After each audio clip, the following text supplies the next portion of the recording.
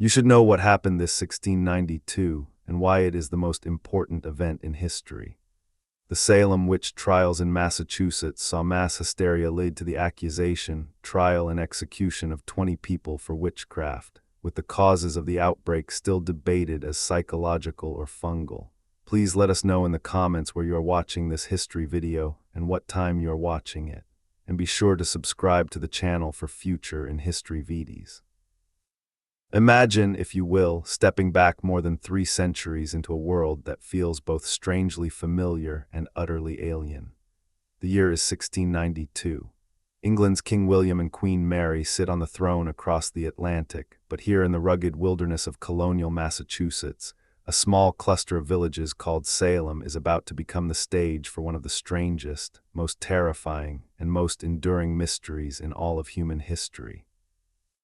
This is not just a story of witches and hangings. This is the story of how fear, raw, contagious, invisible fear, can infect an entire community like a plague, turning neighbors against neighbors, children against parents, and faith against reason.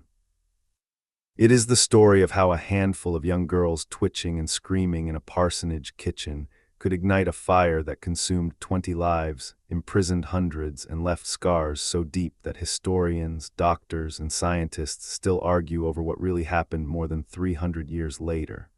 Was it the devil himself walking the streets of Salem Village?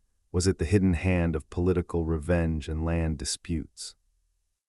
Or was it something far more earthly and sinister, a poisonous fungus hiding in the daily bread that drove people mad? By the time this nightmare finally ended in 1693, 19 men and women would swing from the gallows on a barren hill later nicknamed Gallows Hill.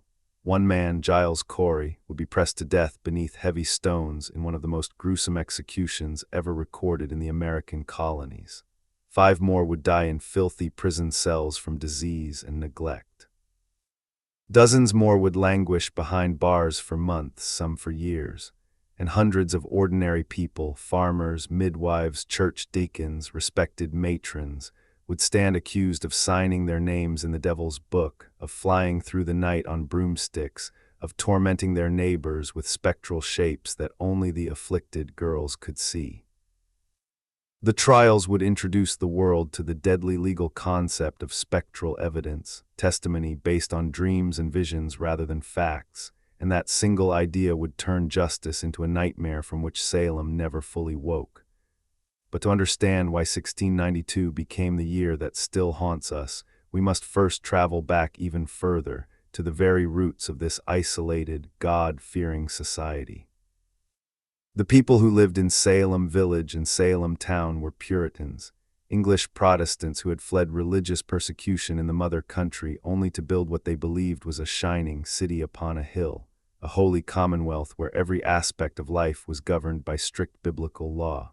They had no tolerance for idleness, for vanity, for anything that smelled of the old Catholic rituals they despised. Church attendance was mandatory. Children were taught to fear sin above all else. The Bible was not just a book, it was the literal law of the land, and yet beneath this surface of piety, cracks were already forming long before the first girl screamed. By the late 1600s, the Massachusetts Bay Colony was no longer the pristine wilderness the first settlers had found in 1630. The population had exploded. Land was becoming scarce.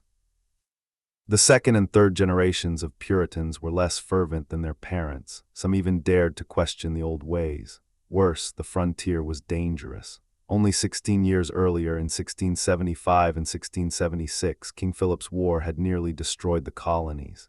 Native American warriors had burned towns, slaughtered families, and left survivors with nightmares that never faded. Refugees flooded into Salem Village, bringing stories of scalpings and atrocities. Smallpox outbreaks had swept through, and in the very year our story begins, 1692, the colony was still reeling from the political upheaval of the Glorious Revolution in England. The old charter that had given Massachusetts near total independence had been revoked. A new royal governor, Sir William Phips, was on his way, but in the meantime the colony existed in a kind of legal limbo, no clear authority, no stable courts, no one quite sure who was really in charge. Nowhere were these tensions sharper than in Salem village itself. Unlike the prosperous, worldly port of Salem town just a few miles away, Salem village was a struggling farming community of about 600 souls. For years the villagers had fought bitterly with the town over taxes, over where the meeting house should stand, over who would be their minister. They had gone through minister after minister, each one lasting only a few years before the congregation tore itself apart again. In 1689 they finally settled on a man named Samuel Parris, a failed merchant from Barbados who had come north with his wife Elizabeth, their 9-year-old daughter Betty, their 11-year-old niece Abigail Williams, and 2 enslaved people, an Indian man named John Indian and a woman named Tituba, whose exact origins remain one of the enduring mysteries of the entire saga. Some say she was from the Caribbean, others insist she was Arawak or even from South America. Whatever her background, Tituba brought with her the exotic stories and customs of a world the Puritans both feared and secretly craved. Life inside the Parris parsonage was tense from the start. Samuel Parris was strict, authoritarian, and chronically short of money. The villagers argued endlessly over whether they would pay his salary in full or give him the deed to the parsonage. The winters were brutally cold, the house was small and drafty. And into this pressure cooker stepped 2 little girls, Betty and Abigail, who, like most Puritan children, were expected to behave like miniature adults. No play, no laughter, no toys, only prayer, chores, and the constant threat of hellfire if they stepped out of line. Then came the winter of 1691-1692. The snow piled high, food was scarce, and something no one could explain began to go terribly wrong inside that parsonage kitchen. It started small. Betty Parris, the shy minister's daughter, began to complain of sudden pains. She would hide under furniture, bark like a dog, or throw herself into the fireplace. Abigail Williams soon joined her, contorting her body into impossible shapes, screaming that invisible pins were being driven into her flesh. Other girls from the village, Ann Putnam Jr., only 12, Mercy Lewis, 17, Mary Walcott, and more, started visiting the parsonage, drawn by the drama or perhaps by genuine concern. Soon they too were afflicted. They would fall into trances, their limbs locked rigid, their eyes rolling back. They barked, they meowed, they cried out that they were being pinched and bitten by unseen forces. The village doctor, William Griggs, examined them and delivered a verdict that sent ice through every heart in Salem: the evil hand is upon them. In other words, witchcraft. In a society that believed the Bible's command, "Thou shalt not suffer a witch to live," those 4 words were a death sentence waiting to be signed. Reverend Parris prayed over the girls. He fasted. He called in neighboring ministers for days of humiliation and prayer. But the fits only grew worse. The girls began naming names, pointing fingers at people they claimed were tormenting them with spectral shapes only they could see. The first 3 accused were the most obvious suspects in a Puritan mind. Tituba, the enslaved woman who had allegedly told the girls tales of magic and taught them to make witch cakes from rye meal and urine to discover who was bewitching them. Sarah Good, a homeless beggar woman who smoked a pipe and muttered curses when villagers refused her food. And Sarah Osborne, an elderly woman who had scandalized the village by living with a man out of wedlock and who hadn't attended church in years. On February 29, 1692, yes, it was a leap year, the 3 women were arrested and brought before 2 local magistrates, Jonathan Corwin and John Hathorne, in the village meeting house. The hearing was chaotic. The afflicted girls writhed and screamed whenever the accused so much as looked at them. When Tituba was questioned, something extraordinary happened. Instead of denying the charges, she confessed. She spoke of red rats, of a tall man in black who forced her to sign his book, of riding on a pole through the air to meet other witches. She described seeing Sarah Good and Sarah Osborne with yellow birds that sucked blood from their fingers. Historians still argue whether Tituba was genuinely terrified and telling what she thought the magistrates wanted to hear, or whether she was cleverly buying time by feeding the court the very stories they craved. Whatever the truth, her confession opened the floodgates. Now the devil was not just a theory, he had names, faces, and a plan. Sarah Good and Sarah Osborne denied everything. Good's 4-year-old daughter Dorcas was even arrested and questioned. The terrified child eventually confessed that her mother was a witch, but the magistrates were not satisfied. More girls were falling ill, more accusations flew. By mid-March, the net had widened to include Martha Corey, a respected church member who had dared to question the girls' credibility. When she was examined, the afflicted girls mimicked her every movement. When she bit her lip, they bit theirs until they bled. The crowd gasped. Spectral evidence, ghostly shapes only the girls could see, was now being treated as courtroom fact. And then on March 24, something happened that should have stopped the madness in its tracks, but instead poured fuel on the fire. Reverend Deodat Lawson, a former minister of Salem Village, arrived to preach at the meeting house. During the sermon, the girls went into full convulsions, shrieking that the devil was sitting on the rafters above them. Lawson later wrote a vivid account of the scene. "I saw a girl about 12 years old seized with strange fits. Her arms were twisted in a most unnatural manner. She was thrown into the fire but received no harm." His pamphlet would become one of the first published descriptions of the trials and would spread the story far beyond Massachusetts. By April, the accusations had leaped across class lines. Philip English, one of the richest merchants in Salem town, and his wife Mary were accused. Rebecca Nurse, a 71-year-old grandmother beloved by her family and church, was dragged from her sickbed and charged. When the afflicted girls claimed to see her specter tormenting them, even some of the judges seemed shaken. But the hysteria had taken on a life of its own. People began settling old scores. A man could accuse his neighbor of witchcraft simply because of a disputed fence line or a bad business deal. The jails in Salem town and Boston began to overflow. Prisoners were chained to walls to prevent them from tormenting others with their spirits. Fees for food and lodging were charged to the families, bankrupting many. Meanwhile, in the wider world, events were moving quickly. In May 1692, the new royal governor, Sir William Phips, finally arrived in Boston with a fresh charter. He found the colony in chaos. To restore order, he immediately established a special court of oyer and terminer, literally to hear and determine, made up of 9 of the colony's leading men, including Lieutenant Governor William Stoughton, who would become the driving force behind the executions. Stoughton was a stern, uncompromising Puritan who believed the devil was literally loose in Massachusetts and that only swift, merciless justice could save the colony. The first trial opened on June 2, 1692. The defendant was Bridget Bishop, a twice-widowed tavern keeper known for wearing flashy clothes and for having a sharp tongue. The evidence against her was classic, spectral testimony from the girls, plus claims that she had bewitched her first husband to death and that poppets, small dolls stuck with pins, had been found in her cellar. She denied everything with spirit, but the court was not interested in denials. On June 10, Bridget Bishop was hanged on Gallows Hill, the first legal execution for witchcraft in America. The crowd watched in silence as her body swung, and somewhere in the back of many minds the terrible question formed: if Bridget Bishop could be hanged on such flimsy evidence, who was safe? That single hanging did not end the terror, it accelerated it. The afflicted girls grew bolder. They began accusing people from neighboring towns, Andover, Topsfield, even as far as Gloucester. By midsummer, the jails held more than 100 prisoners. The court met again in June and July. 5 more women were convicted and hanged on July 19: Sarah Good, Rebecca Nurse, Susanna Martin, Elizabeth Howe, and Sarah Wilds. Rebecca Nurse's execution was especially shocking. She had been found not guilty by the jury at first, but Chief Justice Stoughton sent them back to reconsider. The second time, they returned a guilty verdict.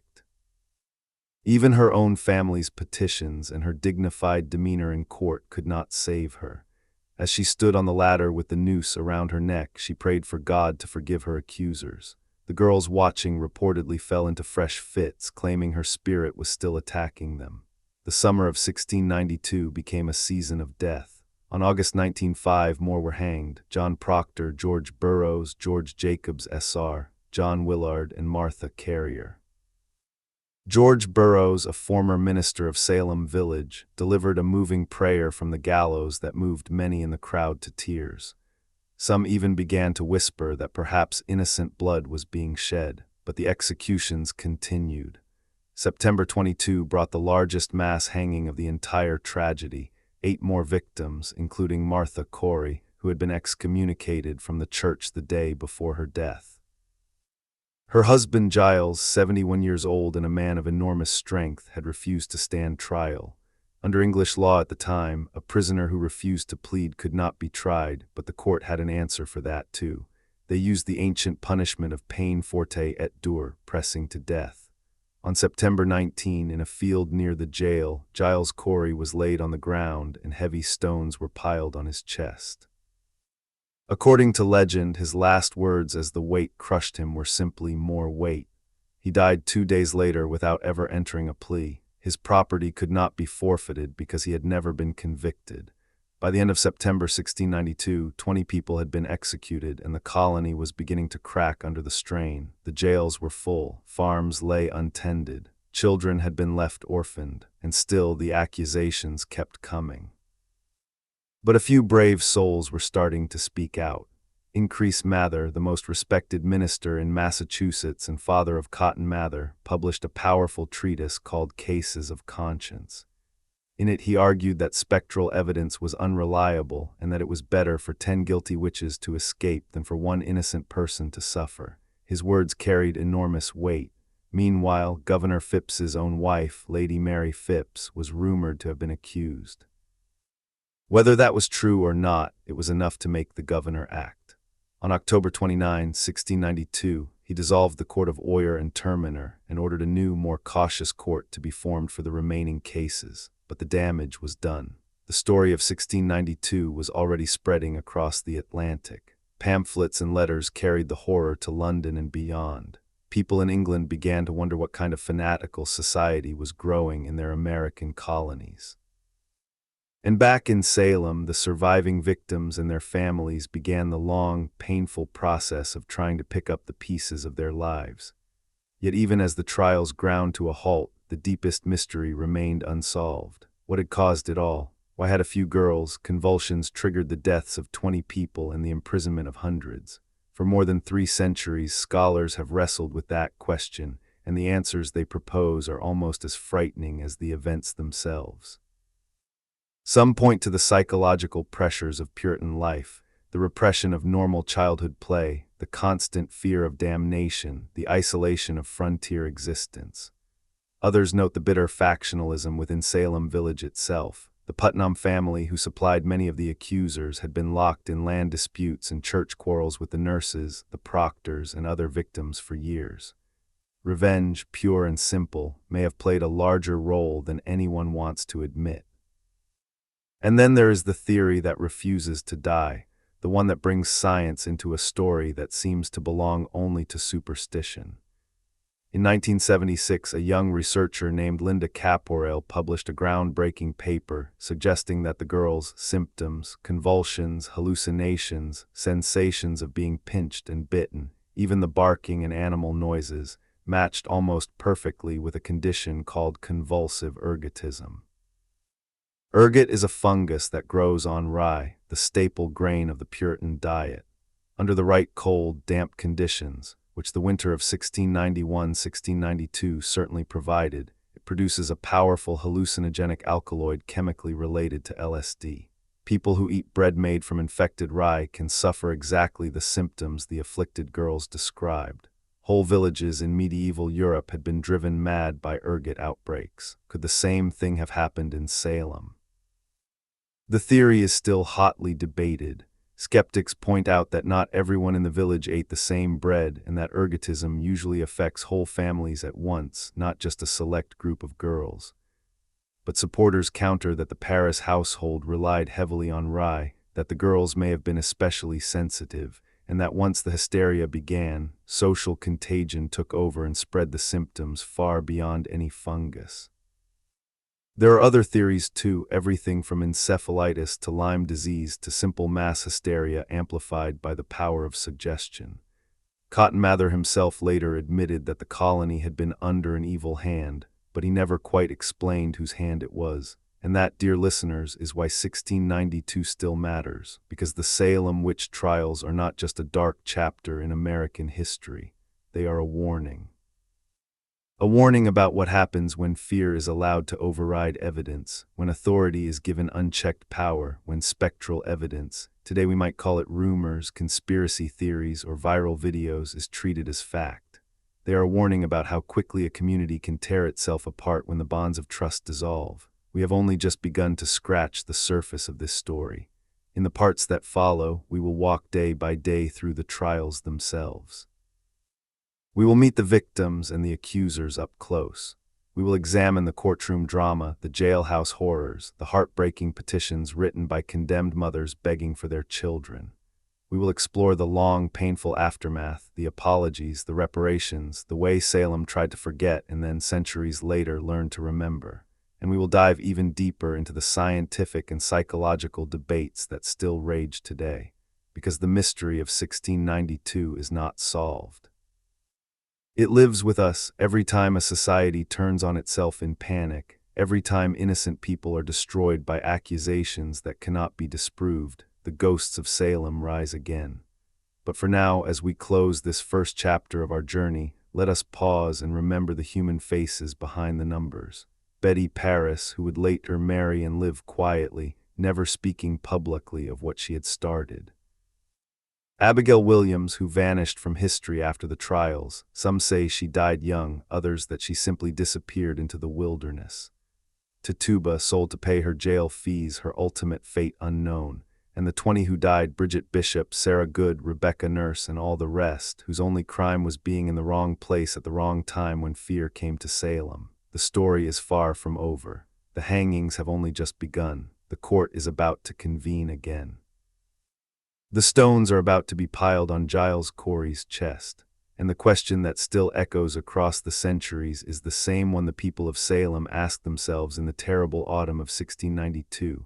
How many more must die before we admit that the real evil was never witchcraft at all? Stay with me, because in part 2 we will step inside the courtroom itself and watch justice turn into tragedy.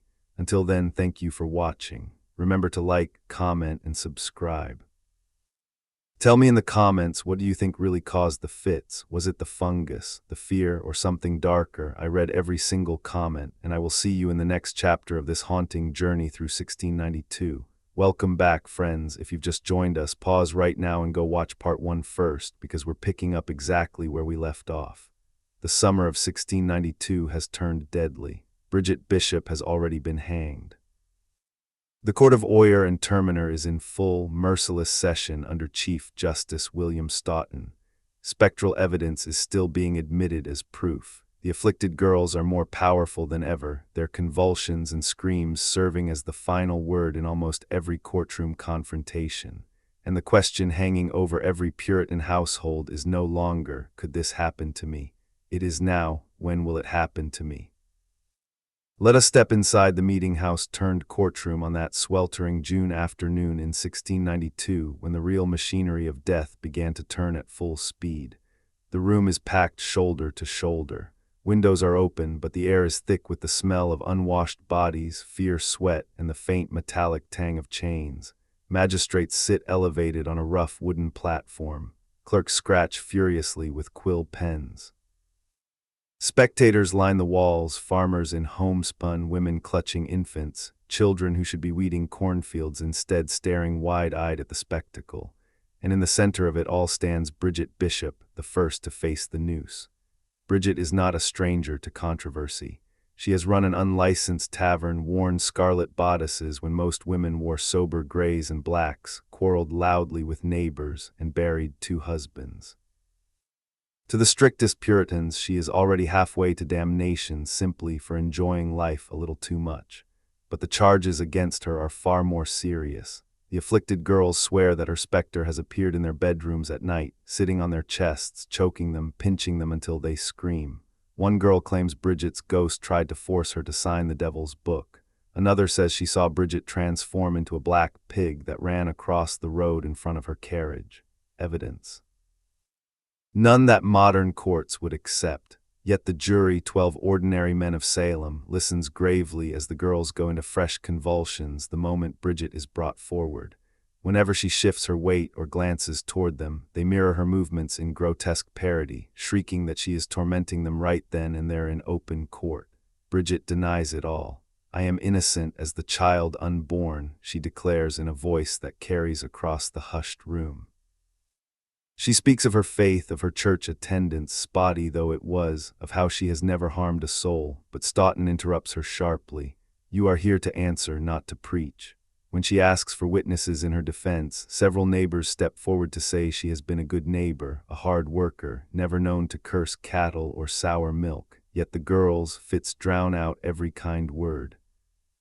One of them falls to the floor, writhing, crying that Bridget's specter is now stabbing her with invisible knives. The courtroom erupts in murmurs of horror. Stoughton leans forward, eyes narrowed. What say you to this? Bridget can only repeat over and over, I know nothing of it. It is not enough. On June 10, after less than a day of deliberation, the verdict comes: guilty. Sentence, death by hanging. No appeal is allowed. No last-minute reprieve. That very afternoon, Bridget is taken in chains to Gallows Hill, a windswept rise just outside Salem town. A rough ladder is set against the gallows tree. A minister offers her a final chance to confess. She refuses. The noose is placed around her neck. The cart is driven out from under her feet. Her body jerks once, twice, then sways slowly in the summer breeze while hundreds watch in stunned silence. It is the first legal execution for witchcraft in the history of the English colonies. And it will not be the last. Word of the hanging spreads like wildfire. Some villagers breathe easier, believing the evil has been rooted out. Others grow uneasy. A respected church member named John Proctor, tavern keeper, farmer, father of 7, begins to speak openly against the proceedings. If they can hang Bridget Bishop on the word of children, he tells anyone who will listen, then none of us are safe. His wife Elizabeth, pregnant and already showing, is one of the next to be named. On April 11, she is arrested along with her husband. Their young children are left in the care of relatives, terrified and bewildered. The proctor's examination is even more dramatic than Bridget's. When the girls are asked who torments them, they point directly at Elizabeth. John, standing beside her, loses his temper. He grabs one of the afflicted girls by the shoulders and shakes her, shouting, "You are all against us." For a moment the fits stop, as if the physical contact breaks the spell. The crowd gasps, some whisper that perhaps the girls are play acting after all, but the magistrates are furious. John is dragged away in irons for contempt. Elizabeth is sent to the Boston jail to await trial. By late June, the court has convicted 5 more women. On July 19, they are brought together to the gallows.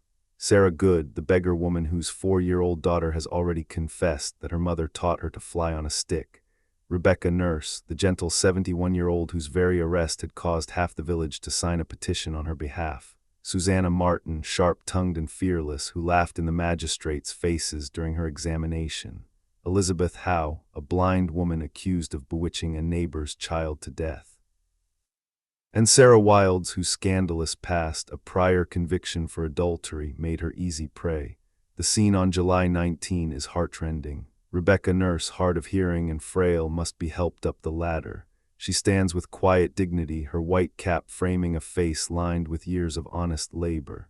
When the minister asks her to confess, she answers softly, "I can say nothing, but God be glorified." As the noose tightens, several spectators later swear they saw a white dove fly from her shoulder toward heaven, an omen, some said, that she was innocent. Sarah Good curses the crowd from the gallows, crying, "I am no more a witch than you are a wizard. If you take away my life, God will give you blood to drink." Her words will echo for years. The executions only fuel the accusations. In August, the court tries 5 more men and women, including the former Salem village minister George Burroughs. Burroughs is a small, bookish man who had left the village years earlier after salary disputes. Yet the girls claim his specter has been the ringleader of the witches, lifting heavy objects with one hand, reciting the Lord's Prayer perfectly, something no witch should be able to do, and tormenting them nightly. At his execution on August 19, Burroughs is allowed to speak from the ladder. He delivers a moving prayer, asking God to forgive his accusers and protect his orphaned children. Many in the crowd begin to weep. Some shout that an innocent man is being hanged. Cotton Mather, watching from horseback, reportedly spurs his mount forward and shouts, "The devil has often been transformed into an angel of light." The cart is pulled away. Burroughs dies protesting his innocence to the last. That same day 4 others swing beside him, the elderly George Jacobs S.R., who had called the girls a company of witches and wizards, John Proctor, who had tried to protect his wife, John Willard, a former constable who refused to arrest more suspects, and Martha Carrier, branded the Queen of Hell by the prosecution because so many Andover residents had accused her. The gallows are busy that afternoon. 5 bodies hang in a row while the summer sun beats down and flies gather. Yet even these deaths do not satisfy the hunger for justice or vengeance.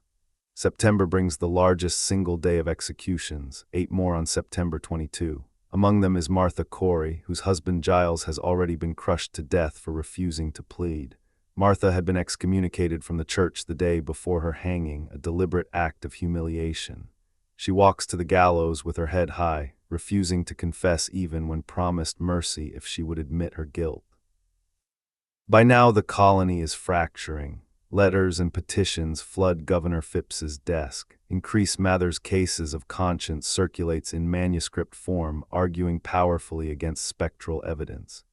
It were better, he writes, that 10 suspected witches should escape than 1 innocent person be condemned.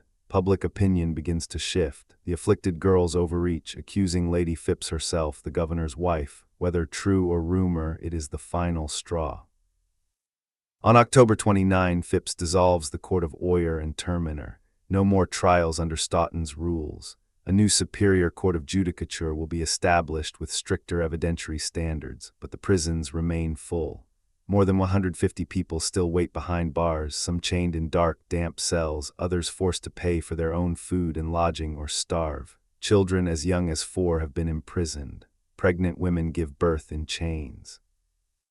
One prisoner, Sarah Osborne, dies in jail in May without ever coming to trial.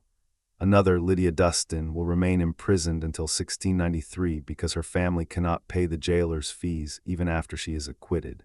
As winter approaches, the fits begin to fade, the girls grow quieter, some of the accusers start to express doubts. Ann Putnam S.R., mother of one of the chief afflicted girls, will later apologize publicly, saying she had been deluded by Satan.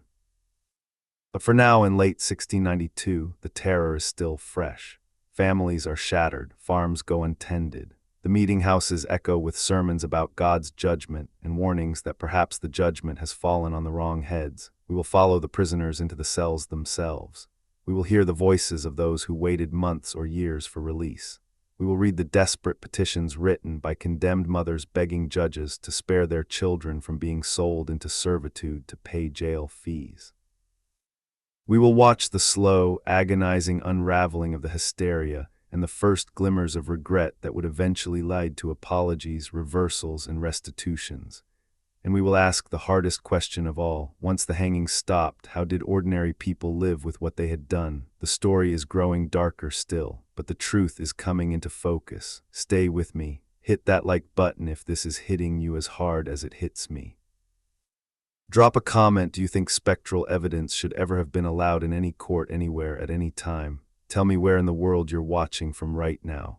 And subscribe so you don't miss part 3. We're only halfway through the nightmare. The jails are still full. The apologies have not yet begun. I'll see you there. Stepping deeper into the winter shadows of 1692-1693. If you've stayed with us through parts 1 and 2, you already know the gallows have done their work. 19 swinging bodies on Gallows Hill, 1 man pressed beneath stones until his ribs cracked and his breath stopped, 5 more lost to the filth and fever of prison cells. The Court of Oyer and Terminer has been dissolved by Governor Phipps. The most ferocious phase of legal killing is over, yet the nightmare is far from finished. The real horror now moves indoors into the dank, overcrowded jails of Salem Town, Boston, Ipswich, Cambridge, and Charlestown. More than 150 men, women, and even children still sit in chains, waiting. Waiting for what? A trial that may never come, a release that may never be granted, a death that arrives quietly from typhus, dysentery, or simple despair rather than from the hangman's rope. This is the forgotten half of Salem, not the dramatic courtroom scenes or the public executions, but the slow suffocation of hope behind iron bars and stone walls. Picture the Boston jail in late autumn 1692. It is a low, squat building of fieldstone and timber, barely larger than a good-sized barn. The floor is packed dirt covered with old straw that is changed perhaps twice a year. Light enters only through narrow, heavily barred slits high in the walls. In winter, the slits let in more wind than sunlight. In summer, they let in flies and the stench of the harbor. There is one large common room for most prisoners and a few smaller apartments for those who can pay extra. Most cannot. Prisoners sleep on the floor or on rough plank benches if they are lucky. They share a single bucket for a latrine. Water comes from a bucket lowered into a shallow well behind the building if the jailer remembers to fill it. Food is whatever the prisoner's family can bring or whatever scraps the jailer sells at inflated prices. Many families are themselves ruined, farms untended, crops rotting in the fields, children scattered among relatives or indentured out to pay mounting jail fees. The law allowed jailers to charge prisoners for every expense, food, bedding, even the chains that kept them from using spectral powers to torment others. Refuse to pay, you starve. Pay and bankrupt your kin, you still starve later. Among those locked away is Lydia Dustin of Reading. She is in her 60s, a widow, arrested in April 1692 on the word of several afflicted girls who claimed her specter pinched them in church. No trial has yet been held for her by December. She will wait until February 1693 when she is finally acquitted, yet she remains in jail because her family cannot pay the accumulated board bill of nearly £8 sterling, an enormous sum for a farming household. She will stay imprisoned until someone pays the debt in 1693. Stories like hers are common. Then there is the heartbreaking case of the children. Dorothy Good, called Dorcas, is only 4 years old when she is arrested in March 1692 because the afflicted girls claim her specter bit them. She is placed in leg irons for safe keeping. Her mother, Sarah Good, hangs in July. Dorcas remains in jail for 9 months. When finally released, she is so traumatized that she never speaks coherently again. Family tradition says she remained simple for the rest of her short life. Other children, perhaps as many as a dozen under the age of 12, are jailed at various points. Some are released quickly when their mothers confess. Confession often bought temporary safety for family members. Others linger. One of the most wrenching documents to survive is a petition written by 9 women imprisoned in Ipswich jail in late 1692 or early 1693. They beg the judges and governor for mercy, not for themselves, but for their children. Our poor children are now left fatherless and motherless, some of them small and others not able to provide for themselves, and we know not what will become of them unless some care be taken.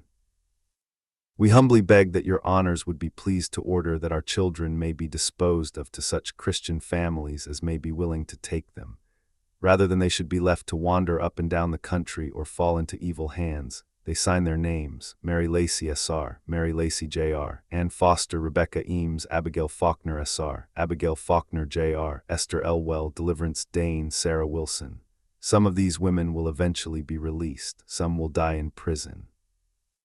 Their children, for the most part, vanish from the historical record. Not every prisoner is passive. Some fight back with the only weapons they have, words on paper. John Proctor, before his execution, dictated a letter from prison to 5 Boston ministers. It is one of the most powerful surviving documents from the entire affair. The innocency of our hands and hearts is known to God and man. If ever there were witches upon earth, I know not. 2 of my children are accused of witchcraft, and myself and wife condemned to die. The Lord knows we are innocent.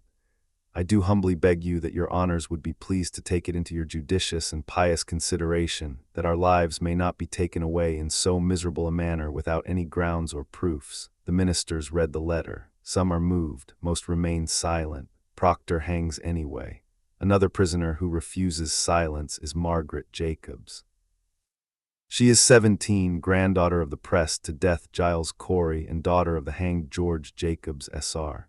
In May 1692, she too is accused. Terrified, she confesses and names several others, including her own grandfather. Later, overcome with guilt, she recants her confession in open court during George Burroughs's trial in August. She stands before the judges and declares, "What I said against my grandfather was not true.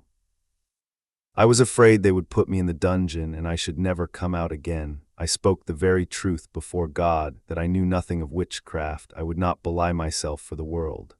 Her recantation comes too late to save her grandfather. She remains in prison until early 1693 when charges are dropped. Her courage, reversing a confession that might have bought her freedom, stands as one of the few clear acts of moral resistance inside the jails. As 1692 turns into 1693, the pace of accusations slows dramatically. The afflicted girls are less frequently seized with fits in public. Some observers note that when the girls are separated from each other, their symptoms lessen. When they are kept away from the courtroom entirely, the convulsions rarely occur. Skepticism grows. Cotton Mather, who had earlier defended the trials, now writes cautiously that we ought to be very cautious about spectral evidence. His father, Increase Mather's Cases of Conscience, has been printed and is being read in taverns and parlors across the colony. The pamphlet's central argument is devastating in its simplicity. It is better that 10 witches escape than that one innocent person suffer. Spectral testimony, he insists, comes from the devil, who can impersonate anyone, therefore it cannot be relied upon to convict. Governor Phipps, under increasing pressure from London, where news of the executions has caused alarm, takes decisive action in May 1693. He orders the remaining prisoners released on bail or on their own recognizance if no one will post bond. By the summer of 1693, almost everyone still alive in jail has been freed, though many carry the stain of accusation for the rest of their lives. Some are formally acquitted by the new Superior Court of Judicature. Others are simply released without trial. A few, like Lydia Dustin, remain imprisoned until relatives or charitable neighbors scrape together the jail fees. The body count from prison deaths is harder to pin down than the gallows toll. Contemporary estimates range from 5 to 13 additional fatalities. Sarah Osborne dies in Boston jail in May 1692 before any trial. Anne Foster, an elderly Andover woman who confessed under pressure, dies in December 1692 or January 1693. Others succumb to smallpox, jail fever, or starvation. Their graves are unmarked, their names often forgotten even in local records. Yet release from prison does not mean release from suffering. Many former prisoners return to find their homes occupied by squatters, their livestock sold to pay debts, their children indentured to strangers. Reputation is harder to restore than property. Neighbors who once shared fences and harvests now cross the road to avoid eye contact.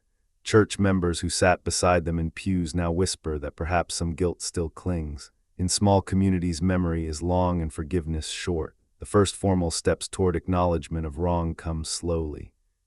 In 1697, the Massachusetts General Court declares a colony-wide day of fasting and repentance for the late tragedy. Ministers preach on the theme of blood guilt. Samuel Sewall, one of the original judges on the Court of Oyer and Terminer, stands in the Old South Meeting House in Boston on January 14, 1697, while his minister reads aloud a written confession.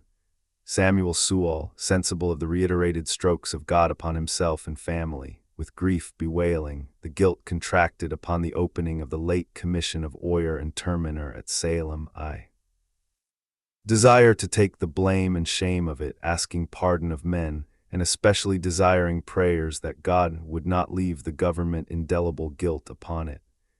It is one of the most remarkable public apologies in early American history. A sitting member of the governor's council, a judge who had sentenced people to death, standing before his congregation and accepting personal responsibility. Other jurors later signed similar statements. Some of the afflicted girls, now young women, will eventually offer apologies. Ann Putnam Jr., the most active accuser after the core group around the Parris household, stands before the Salem village congregation in 1706 and asks forgiveness.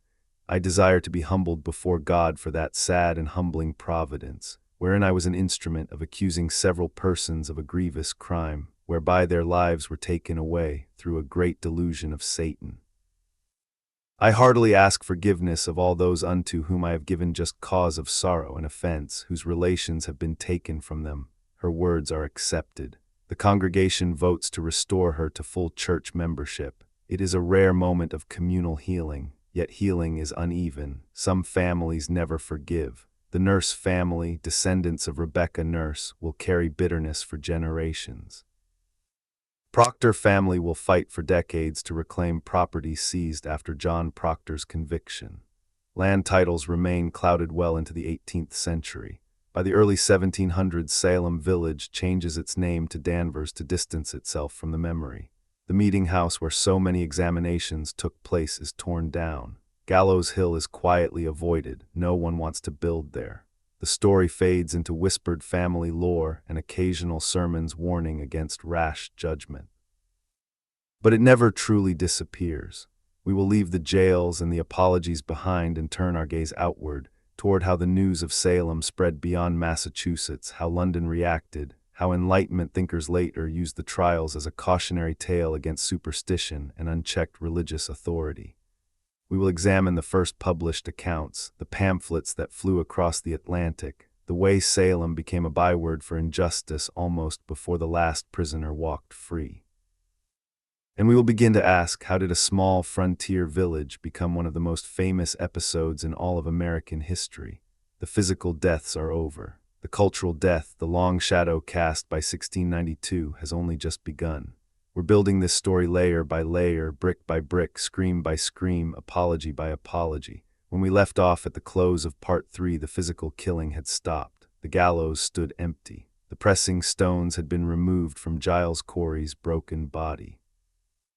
The last surviving prisoners had mostly been released on bail or simply turned out into the snow with no money, no reputation, and often no family left intact.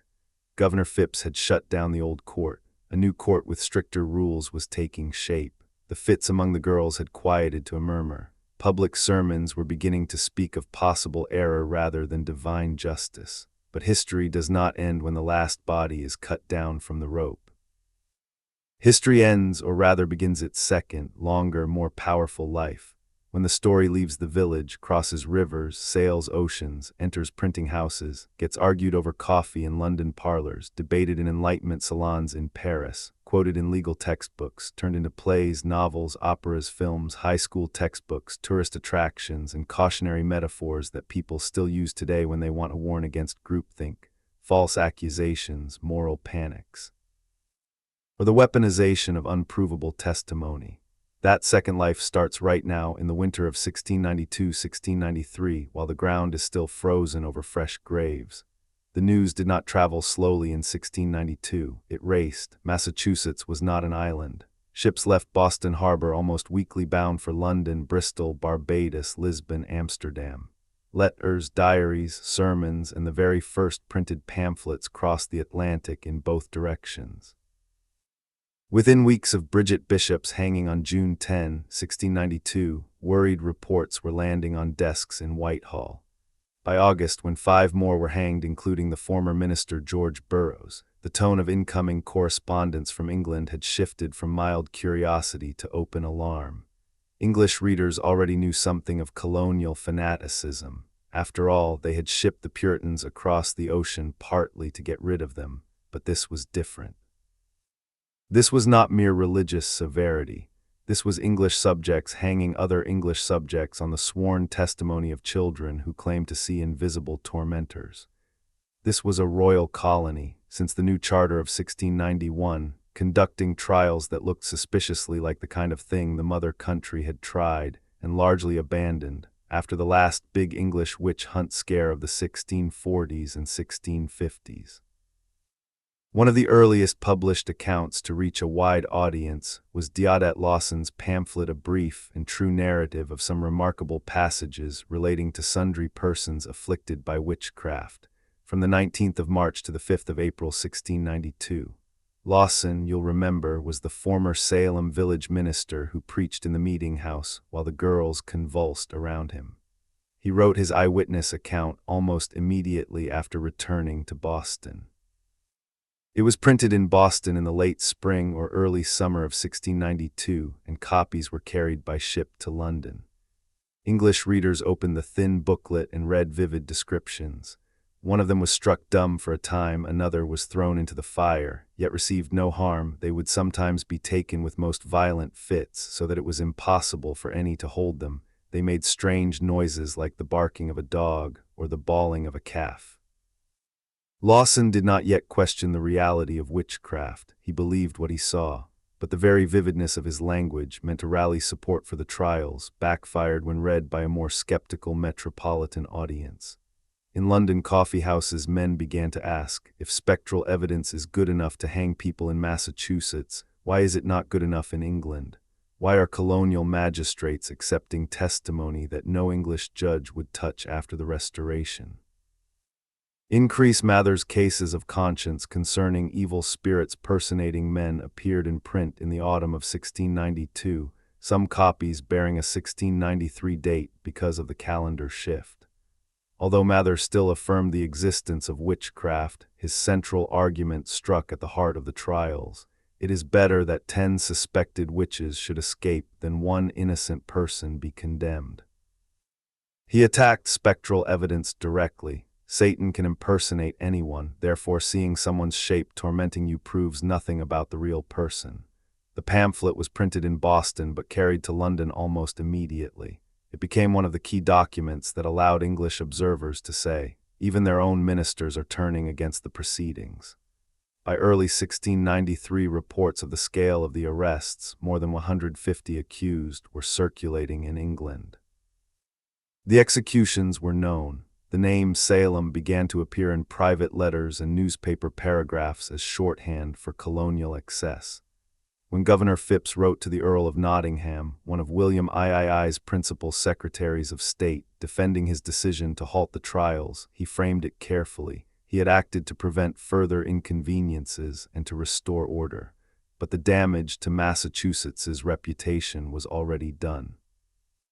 Across the Channel in the Netherlands and in France, where the Enlightenment was beginning to stir, Salem arrived as confirmation of everything rationalist thinkers disliked about Puritan New England: religious enthusiasm, bibliolatry, superstition, the danger of allowing theology to override empirical evidence. Later, Voltaire would mention the Salem trials, though inaccurately, as an example of lingering medieval barbarism in the supposedly modern world. Diderot and D'Alembert's Encyclopédie would cite them under articles on superstition and fanaticism. In Germany, where witch hunting had been even bloodier in the previous century, jurists pointed to Salem as proof that even Protestant societies could relapse into judicial murder if proper legal safeguards were ignored. Back in the colonies themselves, the printed word worked in both directions. Cotton Mather, Increase's son, minister of Boston's Second Church, prolific author, and one of the most enthusiastic early defenders of the trials, published Wonders of the Invisible World in the autumn of 1692. It was intended as an official justification of the proceedings. Mather described case after case, quoted confessions, including Tituba's, praised the judges, and argued that the devil was making a special assault on New England because it was God's chosen land. The book was printed in Boston and quickly shipped to London, where it was reissued in 1693. Ironically, it had the opposite of its intended effect on many English readers. Instead of proving the righteousness of the trials, it provided detailed evidence of how flimsy the testimony had been. Critics quoted Mather against himself for decades afterward. Meanwhile, Robert Calef, a Boston merchant who hated the Mathers and everything they stood for, was quietly collecting documents, letters, and affidavits that told the opposite story. His book, More Wonders of the Invisible World, the title a deliberate jab at Cotton Mather, was completed in manuscript by 1695, but could not be printed in Boston because the authorities blocked it. Calef sent the manuscript to London, where it appeared in 1700. It became the great anti-Mather text, sarcastic, detailed, accusatory. Calef printed the petition Rebecca Nurse's neighbors had signed on her behalf. He printed John Proctor's prison letter. He printed jurors' later apologies. He accused Cotton Mather of doctoring testimony and bullying witnesses. For the next century and a half, Calef's book was the main source English and American critics used when they wanted to attack the Puritan clergy. By the 1710s and 1720s, Salem had already become a set piece in transatlantic debates about law, evidence, and religious authority. English lawyers pointed to it when arguing against the admissibility of hearsay or uncorroborated testimony. Dissenting ministers in England and America used it to warn against state-enforced orthodoxy. When the Great Awakening swept the colonies in the 1730s and 1740s, both sides invoked Salem. Revivalists said it showed what happens when true religion is opposed by the devil. Anti-revivalists said it showed what happens when enthusiasm is allowed to run unchecked. Fast forward to the early 19th century. The United States is now an independent nation. New England is no longer a frontier. Salem itself has become a prosperous port again. Yet the memory refuses to fade. In 1831, the poet and storyteller Lydia Maria Child publishes a short piece called The Salem Witchcraft in her book The Biographies of Distinguished Women. She treats the trials as a tragedy of collective delusion. In 1867, Charles W. Upham, a Salem mayor and antiquarian, publishes the first full-scale history, Salem Witchcraft, with an account of Salem village and a history of opinions on witchcraft and kindred subjects. Upham's two-volume work is sympathetic to the accused and harshly critical of the judges and clergy. It becomes the standard 19th century account and shapes how generations of Americans first encounter the story. Then comes 1953. Arthur Miller, facing the House Un-American Activities Committee, subpoenaed for his political beliefs, looking for a historical parallel to the anti-communist witch hunts of his own time, chooses Salem. The Crucible opens on Broadway that year. It is not strict history. Miller compresses characters, invents dialogue, makes Abigail Williams older and sexually involved with John Proctor, but it captures the essential terror. How ordinary people under pressure can accuse the innocent to save themselves, how authority can be corrupted by fear, how a society can convince itself that evil is everywhere except in the mirror. The play is a sensation. It is revived constantly. It enters high school curricula across the United States and beyond. For millions of people born after 1950, Salem Witch Trials means first and foremost McCarthyism. The metaphor sticks so deeply that even today politicians, journalists, and social media commentators reach for witch hunt whenever they want to claim persecution. The phrase has lost almost all connection to actual early modern witchcraft beliefs. It now means any investigation perceived as politically motivated or unfair. In the late 20th and early 21st centuries, the story keeps mutating. Historians produce micro-studies of individual families, the Putnams, the nurses, the Proctors. Archaeologists excavate the site of the old Salem village meeting house and the probable location of the jail. Psychologists and medical researchers revisit the ergotism hypothesis, Lyme disease theories, encephalitis possibilities, post-traumatic stress from King Philip's War. Feminists examine the gender dynamics. 14 of the 19 executed were women. Legal scholars analyze spectral evidence as a precursor to modern-day problems with eyewitness reliability, recovered memory testimony, and digital proof that cannot be independently verified. Salem becomes a tourist industry.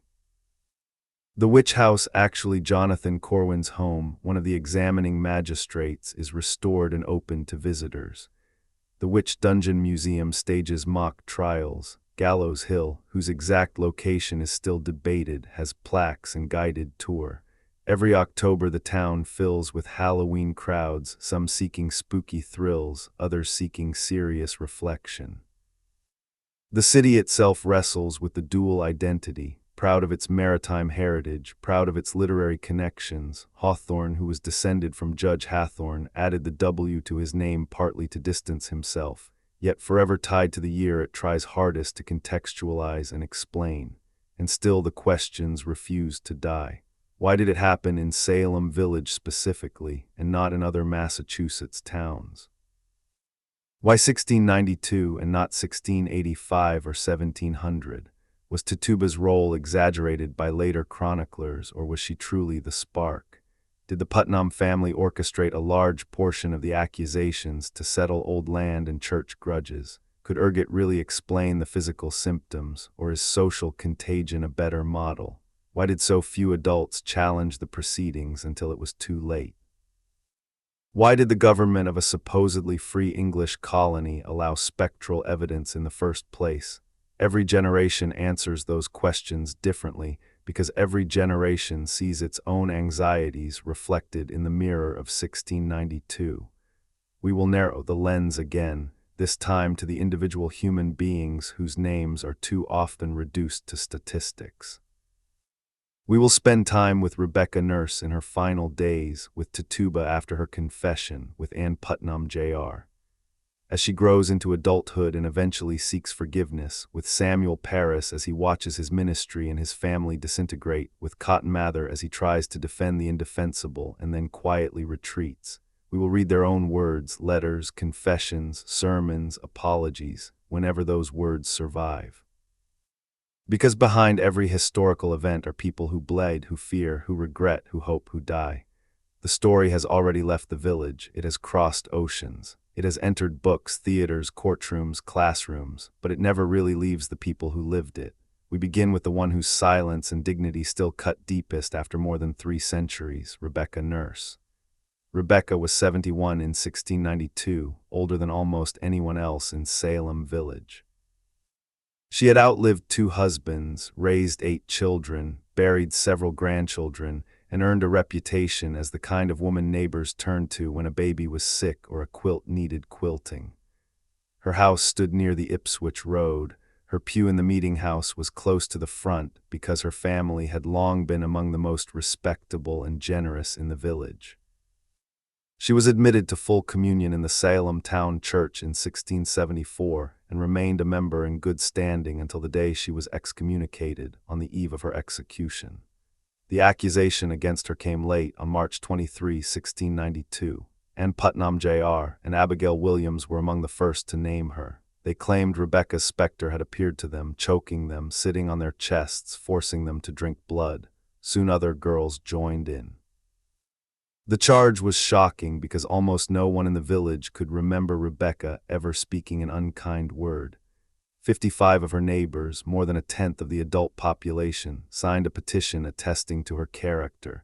We can with clear consciences testify that we have known her for many years, and according to our observation, her carriage and conversation have been according to her profession, charity to the poor, and usefulness in her place. We never had any cause or grounds to suspect her of any such thing as she is now accused of. Even that did not stop the process. On March 24, she was arrested and brought to Ingersoll's Ordinary, the tavern that doubled as an examination room. The afflicted girls went into violent fits the moment she entered. When she bit her lip in nervousness, they bit their own lips until blood came. When she moved her head slightly, they twisted theirs in imitation. Rebecca, hard of hearing and bewildered, kept repeating variations of "What you bring against me, and I can say nothing, but I know I am no witch." During her preliminary examination, she made one statement that has echoed ever since. "I can say before my eternal Father I am innocent. I never afflicted no child, nor no person, nor no thing in my life. If I be guilty, I would tell it. I am as clear as the child unborn." Yet the magistrates committed her to jail. Her trial did not take place until June 29-30, 1692, before the full court of Oyer and Terminer. By then, spectral evidence had already sent Bridget Bishop to the gallows. Rebecca's case became a test of how far the court would stretch. The prosecution brought forward Ann Putnam Sr., the mother who claimed Rebecca's specter had tormented her for years, even appearing during Ann's own childbirths to prevent the babies from being born alive. Several of the girls testified that Rebecca had tried to make them sign the devil's book. One witness said Rebecca had bewitched her cow so that it ran mad and drowned itself. The defense produced 39 character witnesses, farmers, weavers, housewives, who swore Rebecca had lived blamelessly for decades. Her family presented the earlier petition with its 55 signatures. For a brief moment it seemed the jury might acquit. On the first ballot they returned not guilty. Chief Justice Stoughton was furious.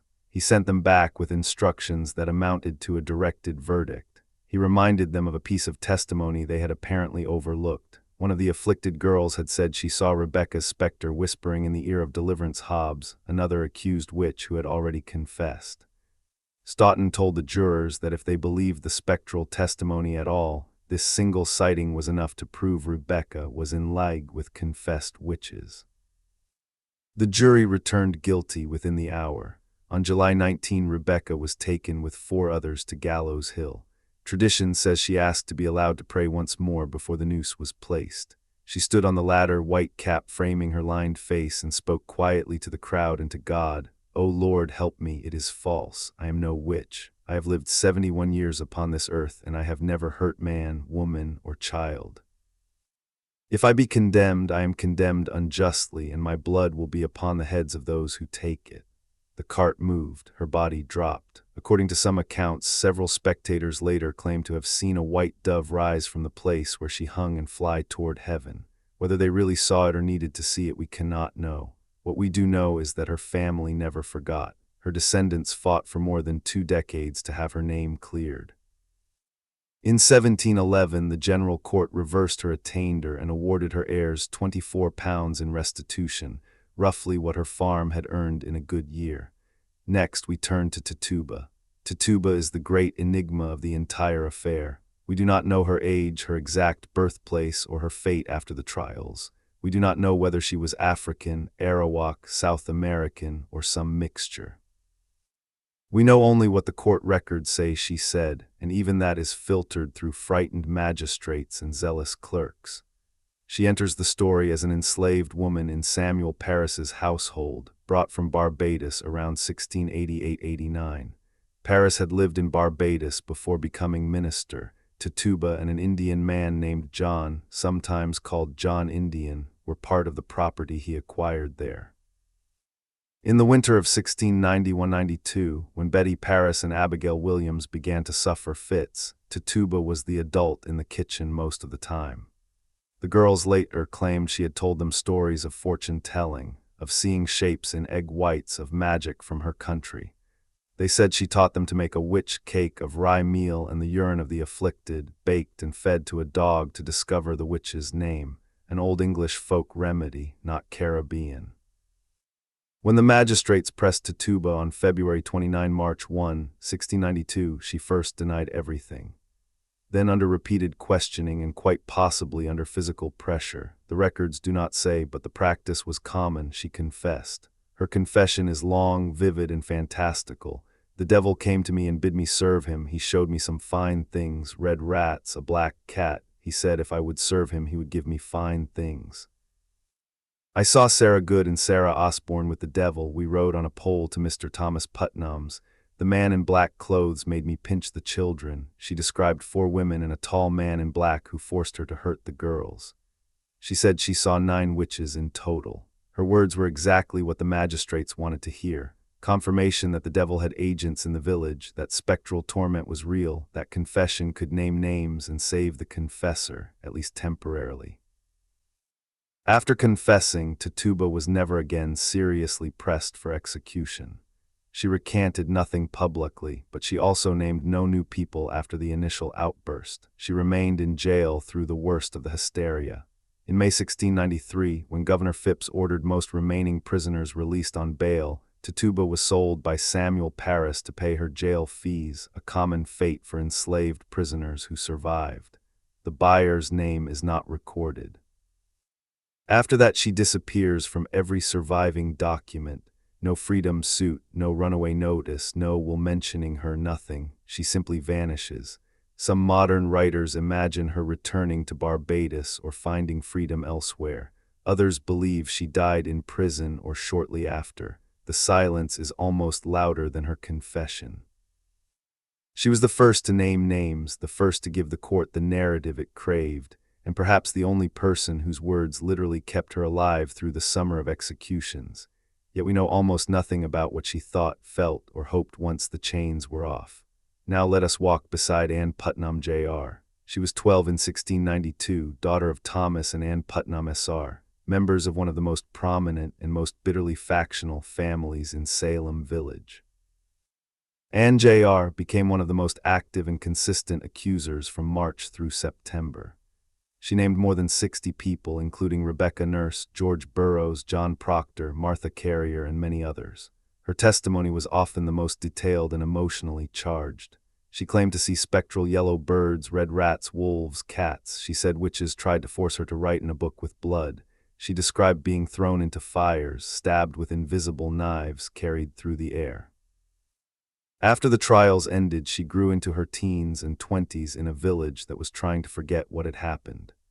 In 1706, at age 26, she stood before the Salem village congregation, now led by a new minister, Joseph Green, who had replaced Samuel Parris, and read a public apology that had been prepared with the help of Green and perhaps her mother.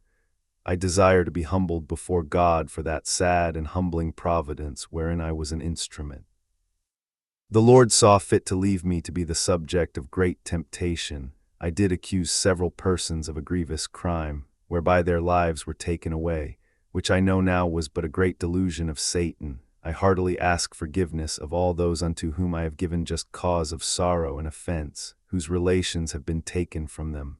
The congregation voted to restore her full membership. She married soon afterward, had 10 children, and lived quietly until 1716, when she died at 37. Her apology is one of only a handful offered by any of the accusers.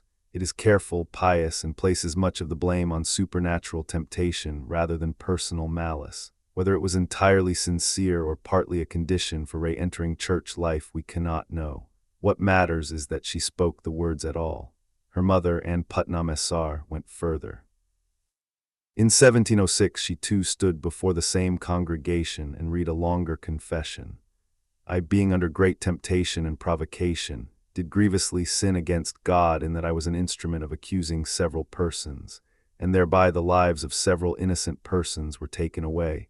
I desire to lie in the dust and humbly beg forgiveness of God and from all those unto whom I have given offense." She died the following year. Samuel Parris, the minister whose household stood at the very center, never offered a public apology in the same way. After the trials collapsed, he faced growing hostility from his congregation. Many blamed him for encouraging the girls, for not reigning in the Hysteria sooner, for profiting, however indirectly, from the fear. In 1697, the village voted to dismiss him. He left for Stowe, then Watertown, then Concord, dying in Sudbury in 1720. His daughter Betty recovered, married, and lived a long life without ever speaking publicly about 1692. Abigail Williams, the orphan niece who had been so central to the accusations, disappears from records after 1692. Some say she died young, others that she married and moved away. No grave, no will, no certain trace. Cotton Mather, who had ridden to the gallows to steady the crowd when George Burroughs prayed too movingly, never retracted his belief that the trials were justified in principle. Yet in later writings he grew more cautious. In 1693, he published a modest defense called A Brand Plucked Out of the Burning about a later case of alleged witchcraft that he personally investigated and judged to be fraud. By the 1710s, he rarely mentioned Salem at all. He died in 1728, still a towering figure in New England intellectual life, yet forever shadowed by 1692. These are not archetypes. They are people flawed, frightened, sometimes courageous, sometimes cruel, who woke up each morning in 1692 believing the devil might literally walk through their door that day. Their choices, large and small, fed the fire or tried to smother it. None of them could see the end from the beginning. None of them knew their words would still be quoted, dissected, taught, performed 300 years later. If the preceding chapters have taken us from the first scream in the parsonage kitchen, through the crowded court sessions, the swaying bodies on Gallows Hill, the slow rot of prison cells, the spread of pamphlets across the ocean, and the quiet confessions of individual lives forever changed, then this installment lifts our eyes to a wider, colder horizon. We are no longer looking only at Salem Village, Salem Town, or even the Massachusetts Bay Colony. We are stepping back to see Salem beside dozens, hundreds of other places where men and women were accused, tried, tortured, hanged, burned, beheaded, or drowned for the same invisible crime between roughly 1400 and 1750. Only by placing 1692 inside that long, grim international procession can we begin to understand why this one small New England episode became the single most remembered, most taught, most dramatized, most metaphorically weaponized witch hunt in human memory. Let us begin with scale, because numbers matter even when they are incomplete and contested. Historians now estimate that between 40,000 and 60,000 people were executed for witchcraft across Europe and its colonies during the main period of the witch hunts, roughly 1450–1750. Some older estimates ran as high as 9 million, a wildly inflated figure popularized in 20th century feminist and pagan revival literature, but careful archival work since the 1970s has brought the total down to the 40–60,000 range. That still means an average of roughly 130–200 executions per year over 3 centuries, far fewer than popular imagination once assumed, yet still a staggering toll when one considers that most victims were ordinary villagers, not political or religious celebrities. Where did most of them die? The deadliest regions were in the Holy Roman Empire, today's Germany, Switzerland, eastern France, Austria, parts of the Low Countries. The German-speaking lands alone may account for half of all European executions, perhaps 20,000–25,000 people. The Prince-Bishopric of Wurzburg in the 1620s–1630s saw roughly 900 executions in a decade. Bamberg nearby executed around 600 in a similar span. Trier, Fulda, Eichstätt, and other smaller ecclesiastical territories each sent hundreds to the stake or the gallows. These were often small, semi-independent territories where a zealous prince-bishop or a panicked city council could act with little oversight from higher imperial authority. France executed perhaps 4,000–5,000. The Parliament of Paris, after 1620, began to moderate sentences and demand better evidence, which sharply reduced numbers in the northern and central regions. The Spanish and Italian Inquisitions were surprisingly restrained on witchcraft compared with their reputation, perhaps 300–500 executions each across 2 centuries, because both institutions treated most accusations as superstition or fraud rather than heresy. The British Isles executed roughly 1,500–2,000, England about 500, Scotland around 1,500, very few in Wales or Ireland. Scandinavia, Poland, Hungary, and Russia each saw several hundred to a couple thousand. The European total is therefore dominated by fragmented Protestant and Catholic borderlands in the German-speaking heart of the continent. The American colonies, by comparison, were marginal. Before Salem, the largest North American episode was the 1647–1663 Connecticut-Massachusetts cluster, about 1115 executions. After Salem, serious witch trials virtually ceased in what became the United States. A few isolated accusations persisted into the 1720s and even later, for example, a 1720 case in Littleton, Massachusetts, but no more executions. The total for all British North America is probably under 40 judicial killings for witchcraft across 2 centuries, less than 0.1% of the European total.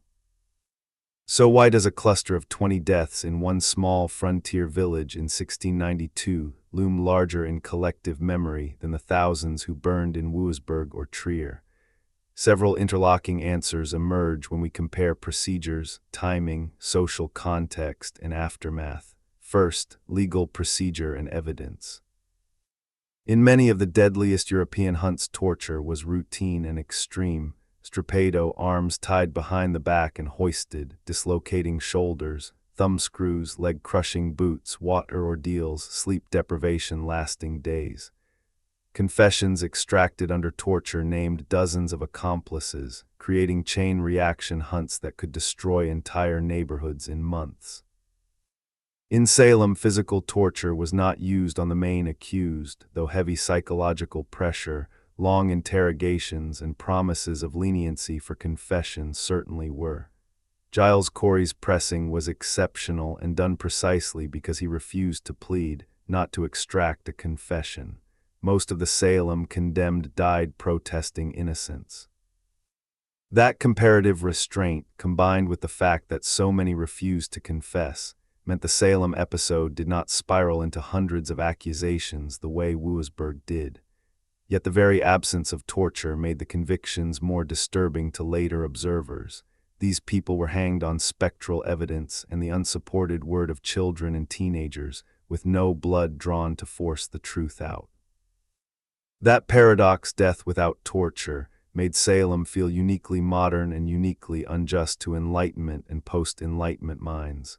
Second, timing. The height of the European witch hunts came between roughly 1560 and 1630, during the confessional wars following the Reformation and Counter-Reformation.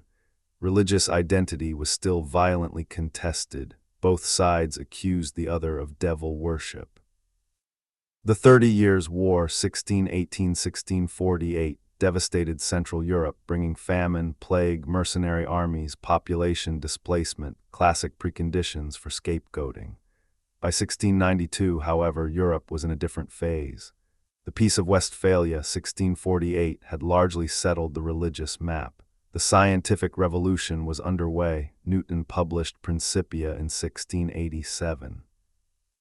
Elite opinion in England, the Netherlands, and France was turning decisively against witch hunting. The last execution in England was in 1682. In France, the Chamber Ardent affair of the 1680s, involving aristocratic poisonings and black masses, ended with Louis XIV suppressing rather than expanding witch trials. When news of Salem reached London in 1692–1693, it arrived at a moment when many educated Europeans already viewed large-scale witch hunting as a barbaric relic. That anachronism amplified the scandal. Third, religion and church structure. Salem occurred in a Puritan society that combined intense lay piety, a highly literate population. New England had near-universal reading ability among adults by the late 17th century, and congregational church governance. Ministers and magistrates were not distant figures, they lived among their neighbors. When doubt emerged, it spread quickly through sermons, pamphlets, and town meetings. Increase Mather's Cases of Conscience was printed and read within months. In many German territories, the prince-bishop or city council could suppress dissent more effectively. Questioning the hunt could be treated as sympathy for witches. The decentralized, argumentative nature of New England Puritanism ironically helped kill the trials faster once elite opinion turned. Fourth, aftermath and memory. European hunts often ended quietly, gradual decline in sentences, royal or imperial decrees limiting torture or spectral evidence, eventual silence. Few places issued public apologies or financial restitution. Salem did both. In 1697, Massachusetts declared a day of fasting and repentance. Samuel Sewall stood in meeting and confessed personal guilt. Ann Putnam Jr. and S.R. apologized before the congregation.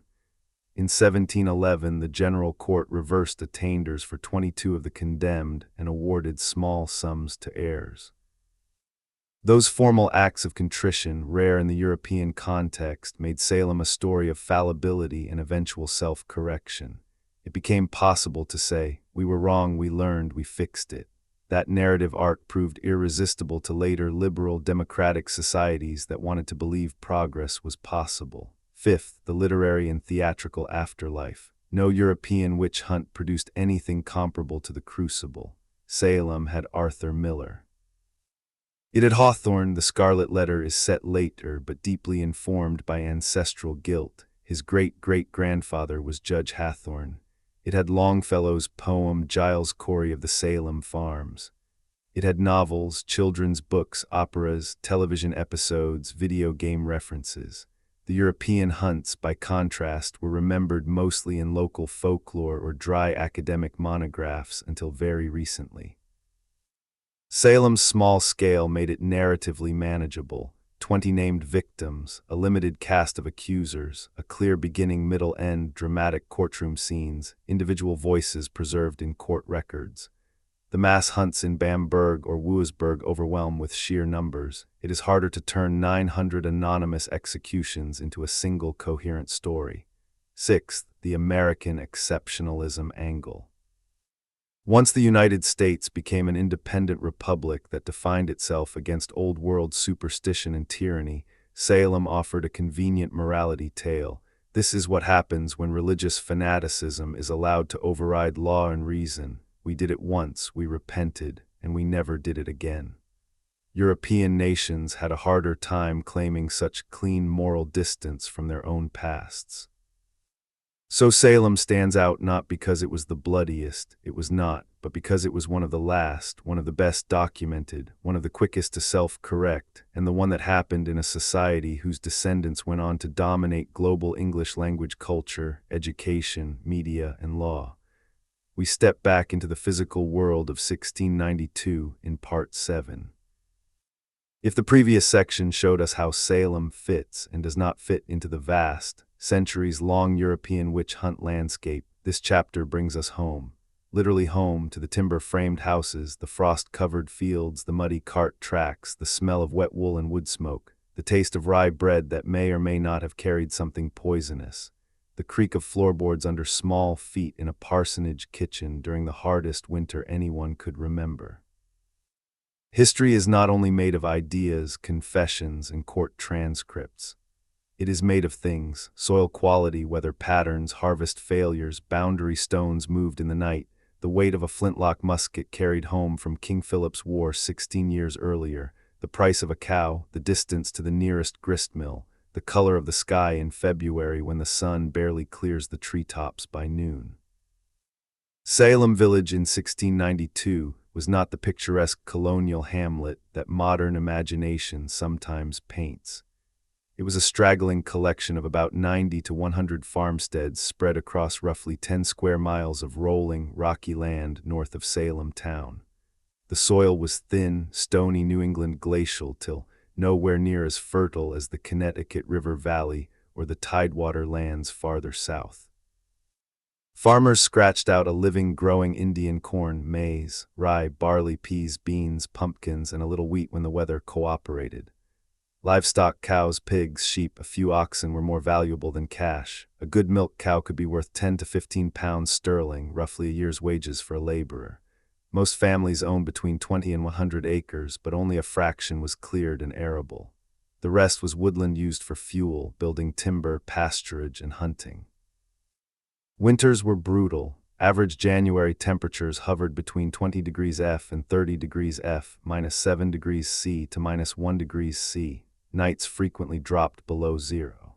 Snow could pile 2 to 4 feet deep, and blizzards could shut families inside for days. The growing season was short, barely 120–140 frost-free days, making every successful harvest a matter of survival. A bad summer meant hunger the following spring. 2 bad years in a row could break a family. The 1680s and early 1690s had seen a string of difficult seasons. The Little Ice Age was still gripping the North Atlantic. Global temperatures were perhaps 0.51 degrees C cooler than the 20th century average. Tree ring data, ice core samples, and European harvest records all point to the same thing. The 1690s were among the coldest decades of the millennium in the Northern Hemisphere. Then came 1691–1692. Proxy climate reconstructions from Greenland ice cores, New England tree rings, and Dutch weather diaries indicate that the winter was exceptionally long and severe. Snow arrived early and stayed late. The spring planting season was delayed. When summer finally came, it was damp and cool, ideal conditions for fungal growth on cereal crops. Rye, the hardy staple that grew where wheat would not, was particularly vulnerable to ergot, Claviceps purpurea, a fungus that replaces grains with hard, dark sclerotia packed with alkaloids, including ergoline compounds chemically related to LSD. When bread made from infected rye is eaten, the alkaloids pass into the bloodstream. In small doses, they cause vasoconstriction, hence the historical name St. Anthony's fire for the burning pain in extremities, nausea, and hallucinations. In higher doses, they trigger violent convulsions, psychosis, gangrene, miscarriage, and death. The ergot hypothesis, first seriously proposed by Linda Caporail in her 1976 Science article, rests on several converging lines of evidence. The afflicted girl's symptoms, fits, sensations of being pinched or bitten, barking and animal noises, visions of spectral shapes, feelings of flying or being carried through the air match descriptions of convulsive ergotism recorded in medieval and early modern Europe.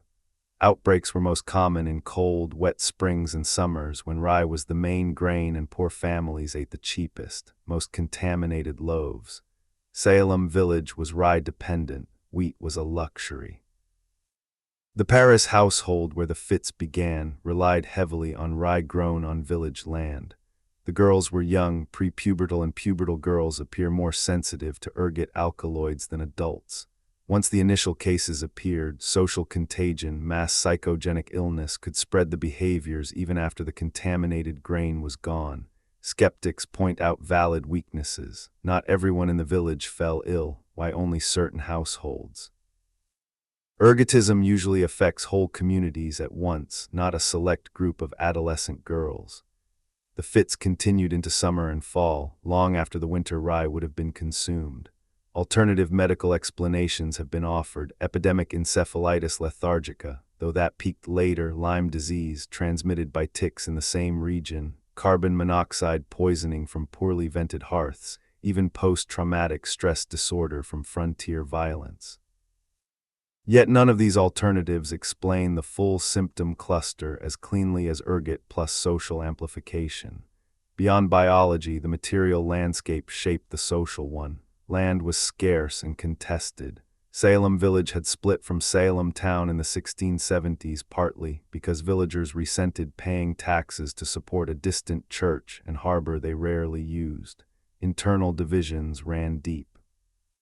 The Putnam family, Thomas Putnam Jr., his brother Edward, their wives and children, supplied many of the most active accusers, and Putnam Jr., and S.R. Mercy Lewis, who lived with the Putnams. The Putnams had been on the losing side of several land and church disputes. They had supported earlier ministers who clashed with the village majority. Rebecca Nurse, John Proctor, George Jacobs, S.R., and others who were accused had ties to the pro-Salem town faction or had testified against Putnam interests in past lawsuits. A 1692 map of accused versus accuser households shows a striking geographic pattern. Accusations flowed predominantly from the western side of the village. Putnam dominated, toward the eastern side, closer to Salem town, more prosperous, more skeptical of the trials. King Philip's War 1675–1676 left scars deeper than any boundary line. Metacom's King Philip's alliance of Wampanoag, Nipmuc, Pocumtuck, and Narragansett warriors had burned 12 Massachusetts towns, killed perhaps 5–8% of the English population, and taken hundreds captive. Refugees flooded into safer settlements like Salem. Survivors carried nightmares, houses ablaze, family members scalped, children taken to French Canada. In 1692, many adults in their 30s and 40s had been teenagers or young parents during the war. The frontier still felt fragile, militia musters were regular, rumors of renewed Indian attacks circulated. Some accused witches were said to have signed the Devil's Book in exchange for protection from native warriors or for the power to avenge old losses. The psychological residue of trauma, hypervigilance, displaced anger, fear of invisible enemies, may have primed the community for a panic that turned inward rather than outward. Daily life revolved around the hearth. Houses were small, 1 or 2 rooms downstairs, perhaps a loft for children. Central chimneys held multiple fireplaces. Windows were few and small, expensive imported glass or oiled paper. Interiors were dark even at midday. Candles and rushlights were luxuries. Families ate pottage, thick stew of peas, beans, corn, whatever meat or fish was available. Johnny cakes, rye and Indian bread, cheese, cider safer than water, small beer. Meat was salted pork or beef in winter, fresh in autumn after slaughter. Malnutrition was common in late winter and early spring, scurvy, anemia, night blindness. Children worked from age 5 or 6, fetching water, tending fires, weeding, spinning, milking. Play was limited. Puritan theology taught that idleness opened the door to Satan. Toys were rare. Dolls were sometimes homemade rag figures. Yet children still found ways to amuse themselves, stories, games of tag in the dooryard, listening to adult gossip. Into this tight, cold, fearful world stepped something inexplicable in January 1692. 9-year-old Betty Parris and 11-year-old Abigail Williams began to behave strangely. They crept under chairs, complained of bites, barked like dogs, fell into trances, spoke in gibberish. Soon Ann Putnam, Jr., Mercy Lewis, Mary Walcott, Elizabeth Hubbard, and others joined them. The village doctor, William Griggs, could find no physical cause. He pronounced, "The evil hand is upon them." From that moment the material world, bread, weather, land, war, memory, became entangled with the metaphysical one. This long walk through the winter and spring and summer and fall of 1692. If you have stayed with us from the first convulsions in the parsonage, through the gallows, the jail cells, the pamphlets crossing the Atlantic, the individual faces behind the names, the comparison with Europe's far bloodier hunts, and the material world of rye fields and frontier fear, then you already sense that no single explanation, ergot, trauma, land grudge, spectral evidence, Puritan repression, ever fully accounts for the whole. The truth is usually a braid, many strands twisted together so tightly that pulling one makes the others tighten too.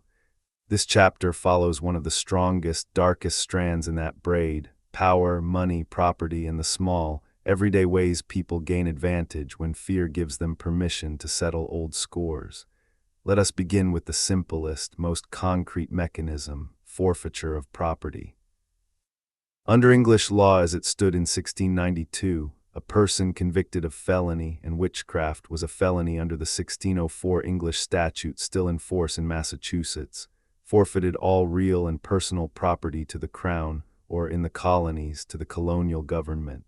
The family did not automatically inherit. Wives and children could be left destitute unless they successfully petitioned for restitution later. In practice, sheriffs and constables moved quickly after conviction.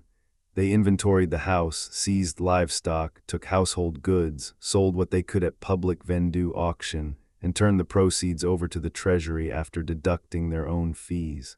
John Proctor's case illustrates the process with brutal clarity. Proctor was a substantial farmer and tavern keeper.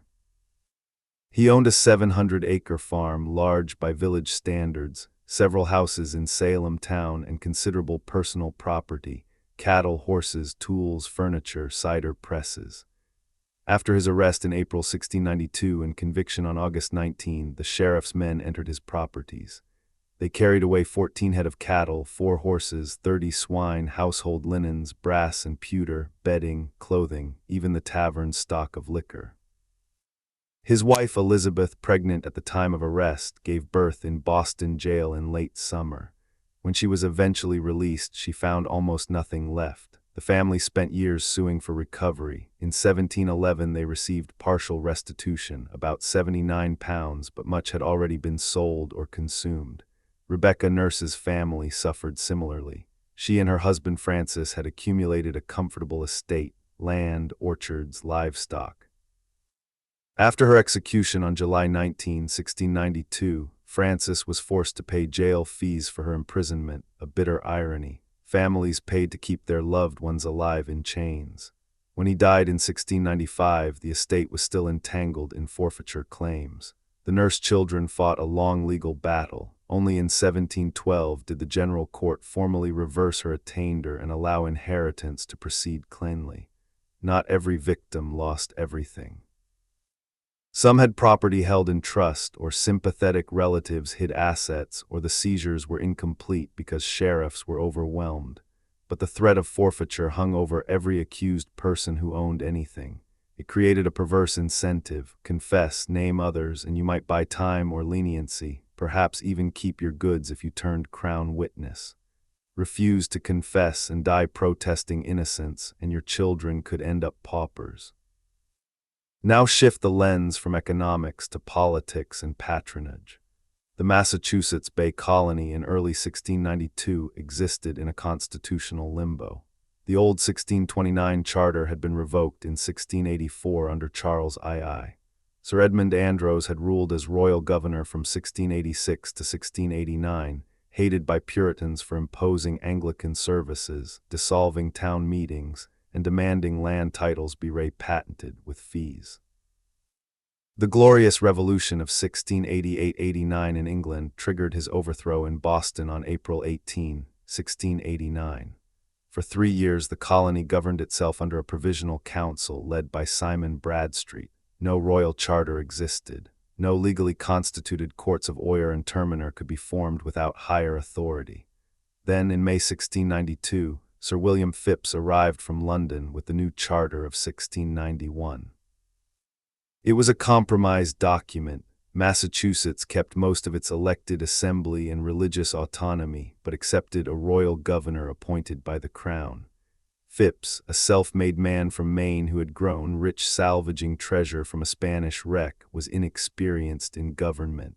He brought Increase Mather, who had lobbied for the charter in London, as a kind of informal advisor. Phips immediately appointed a new council, and on May 27, created the Special Court of Oyer and Terminer to deal with the witchcraft crisis that had already spiraled out of control. Chief Justice William Stoughton, the lieutenant governor, presided. Stoughton was a hard-line Puritan, Harvard-educated, former colonial administrator. He believed absolutely in the reality of witchcraft and in spectral evidence. He also had political ambitions. By pushing the trials forward aggressively, he positioned himself as the strong leader restoring order in a colony still recovering from the Andros interregnum. Several other judges, Jonathan Kerwin, John Hathorne, Samuel Sewall, were council members or close allies of the new regime. Running the court efficiently and lethally helped cement their status under the fragile new charter. The trials therefore served a double purpose. They addressed a perceived supernatural threat, and they demonstrated that the new government could act decisively where the Provisional Council had dithered. When the executions mounted and public opinion began to turn, Phips could distance himself. He dissolved the court in October 1692 and later claimed he had always been skeptical. Stoughton, however, never wavered. He continued to press witchcraft cases in the regular courts into 1693 until the governor finally intervened. At the village level, power dynamics were even more intimate. Salem Village had never been a legally incorporated town. It was a parish within Salem town, taxed to support the town church, but allowed its own meeting house and minister. For 20 years, the villagers had fought over who controlled the meeting house, who paid the minister's salary, who owned the parsonage land. Samuel Parris, installed in 1689, inherited a poisoned situation. The village voted to pay him a salary, but repeatedly delayed or shorted payments. They promised him the parsonage deed, but never delivered it. Parris responded by preaching fiery sermons about ingratitude and Satan's attacks on the godly. When the fits began in his own household, he framed them as exactly that, an assault on the ministry, on God's anointed. The Putnam clan, Thomas Putnam Jr., his brother Nathaniel, though Nathaniel was less involved, their wives Anne S.R. and Mary, their daughter Anne Jr., their servant Mercy Lewis, supplied roughly a third of all accusations. The Putnams had backed Parris from the start. They had lost status and land in earlier village disputes. Thomas Putnam S.R., the father, had been a sergeant in the local militia but had seen his influence wane as newer settlers arrived. The family nursed grievances against the porters, the proctors, the nurses, the Hobbses, people who had sided with the anti-Parris faction or who held better land closer to the town road. Accusing someone of witchcraft was, among other things, a way to remove them from public life. A convicted witch's testimony was worthless in court. Their property could be seized, their family's reputation ruined. Several victims were people who had testified against Putnam interests in past lawsuits or who had voted against Parris's salary package. Martha Corey, for example, had openly questioned the girl's credibility early on. Rebecca Nurse's family had opposed Parris. John Proctor had criticized the proceedings and refused to pay his share of the minister's rate. Once accused, they were neutralized as opponents. Tituba's confession played a crucial role here. By naming Sarah Good and Sarah Osborne, both marginal, powerless women, she gave the court its first proof that witchcraft was real. By describing a larger conspiracy, she opened the door to more accusations. Whether she did so out of terror, calculation, or genuine belief, her words provided the template. Spectral torment, the black man's book, meetings in the pasture, riding poles to afflict children. Every subsequent confessor followed roughly the same script, reinforcing the reality of the invisible world and justifying further arrests. Confessors often survived. Sarah Ingersoll, Deliverance Hobbs, Abigail Hobbs, Mary Lacey Jr., and others who confessed early spent months in jail but were eventually released. Those who denied everything to the end, Bridget Bishop, Rebecca Nurse, John Proctor, George Burroughs, Martha Carrier, died. The message was clear: denial brought the noose, confession bought time, perhaps life. In a society where lying under oath was itself a sin, this created a moral trap: tell the truth and die, or lie and live with the guilt of having sent others to the gallows. By September 1692, the system was beginning to buckle under its own weight. Jails overflowed, farms stood untended, creditors could not collect debts from imprisoned debtors. Militia training suffered because men were in chains or guarding prisoners. Trade slowed because merchants feared traveling through a bewitched countryside. Governor Phipps, newly arrived and already embarrassed by the international attention, saw the political cost rising. When rumors reached him that his own wife had been accused, whether true or malicious gossip is unclear, he acted. On October 29, he dissolved the special court. In May 1693, he ordered remaining prisoners released on bail or bond. The trials ended not with a bang, but with a quiet administrative order. Yet the power dynamics did not vanish with the last release. Families who had lost land fought for decades to reclaim it. The village remained bitterly divided. Samuel Parris was forced out in 1697. The meeting house where so many examinations took place was dismantled. The name Salem Village itself was changed to Danvers in 1752, partly to shed the stain. We will turn to the long, uneven process of repair, the apologies, the legislative reversals, the monetary restitutions, the way Salem slowly re-entered the historical record not as a triumph of godly justice, but as a cautionary tale of human fallibility. We will read the exact words of Samuel Sewall's public confession, Ann Putnam's apology, the 1711 Bill of Restitution, and the slow, partial healing of a community that had torn itself apart. The hangings are over. The jails are emptying, but the debts, moral, financial, emotional, are only beginning to be reckoned. Stay right here. Drop a comment if you had been a farmer in Salem Village who lost a cow or a field because of forfeiture after a neighbor's conviction. How long do you think the bitterness would have lasted in your family? 10 years, 50 years, or longer? Tell me your city or town and the current time on your clock, like if the money and power angle is making the story feel uncomfortably real. Subscribe so Part 9 arrives without delay. We're entering the era of regret and repair. See you there. Picking up the thread exactly where the last chapter left it. The special court has been dissolved. The remaining prisoners are walking out into the pale spring light of 1693 with nothing but the clothes they wore when they were arrested months earlier. The gallows on the hill stands silent for the first time in half a year, and the village, still called Salem Village for another 60 years, begins the long, awkward, incomplete work of trying to live with what it has done. No one calls it healing, yet that word comes much later. In 1693 and 1694 and 1695, they call it survival, bookkeeping, shame, forgetting, remembering in whispers, arguing over pew assignments in the meeting house, avoiding certain roads because they passed the house where someone used to live before they were taken away. The first formal act of communal regret arrives in 1697. The Massachusetts General Court, now operating under the new charter and trying to project stability to London, declares Thursday, January 14, 1697, a province-wide day of fasting and humiliation for the many sins and provocations whereby we have offended the Lord, and especially for the late tragedy committed in Salem Village. The language is careful. It does not name witchcraft as illusion. It does not call the executed innocent in so many words. It speaks of provocations and tragedy and leaves room for interpretation. Perhaps God permitted Satan to afflict the colony because of collective sin. Perhaps the tragedy was the devil's work succeeding too well. Perhaps the tragedy was the shedding of innocent blood.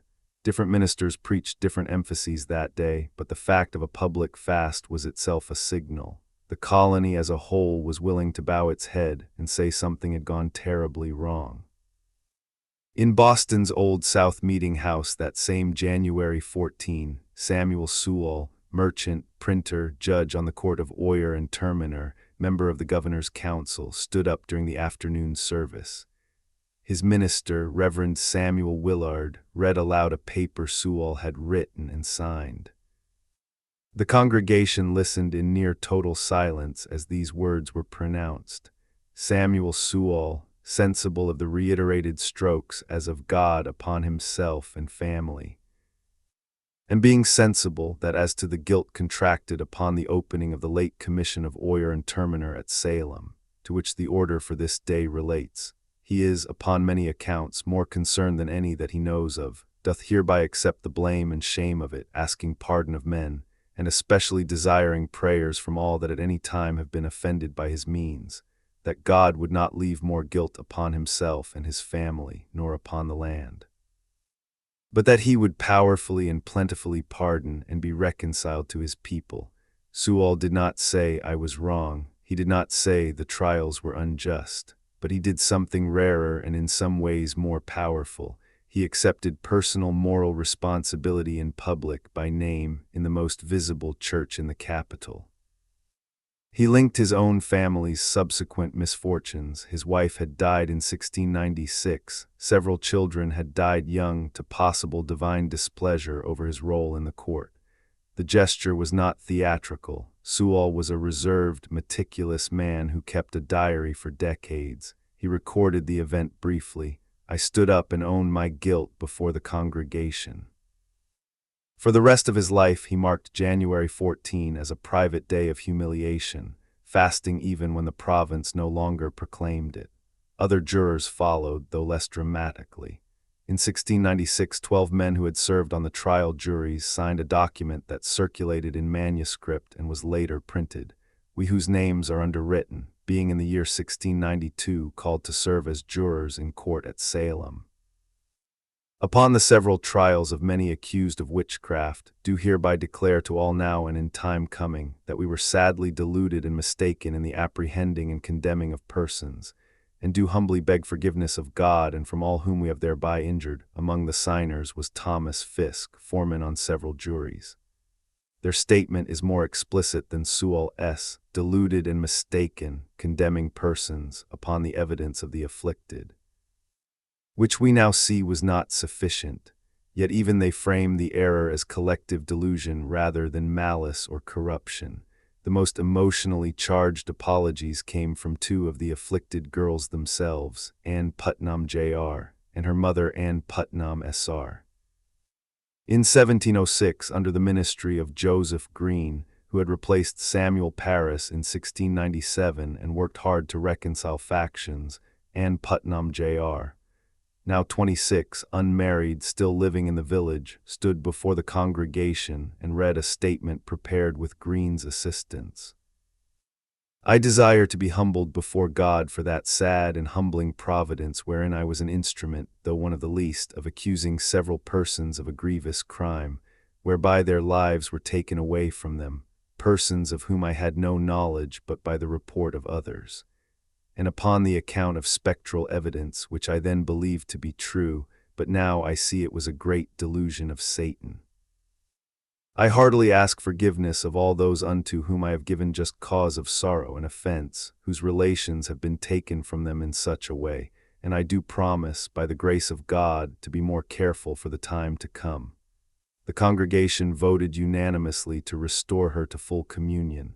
She married soon after, had 10 children, and died in 1716 at 37. Her apology is striking for its specificity. She names spectral evidence as the mechanism of the delusion and acknowledges harm done to families. Her mother's statement, read the same year, is longer and more anguished. Being under great temptation and provocation from the powers of darkness, I was grievously deluded by Satan.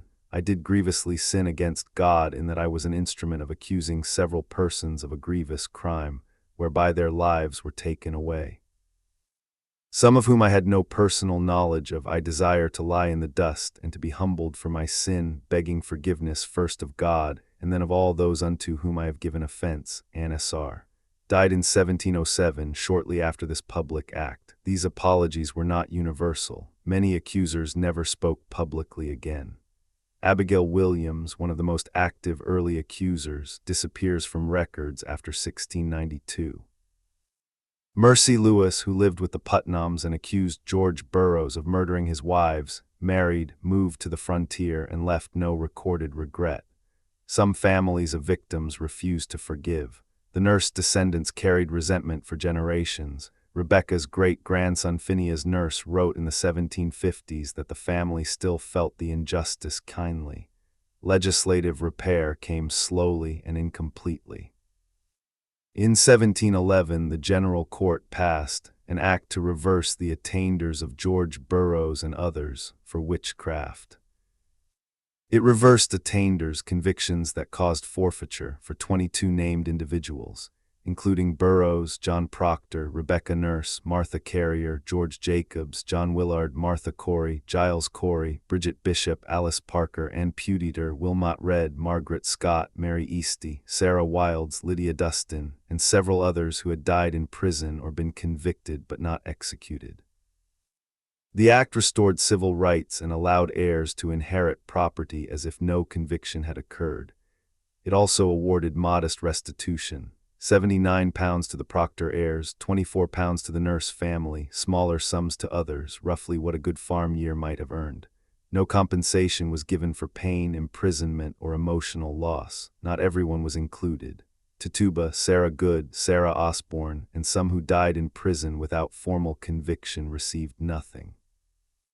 The act was pragmatic rather than comprehensive. It addressed the most prominent cases and those with living heirs who petitioned actively. By the mid-18th century, the story was already being reframed.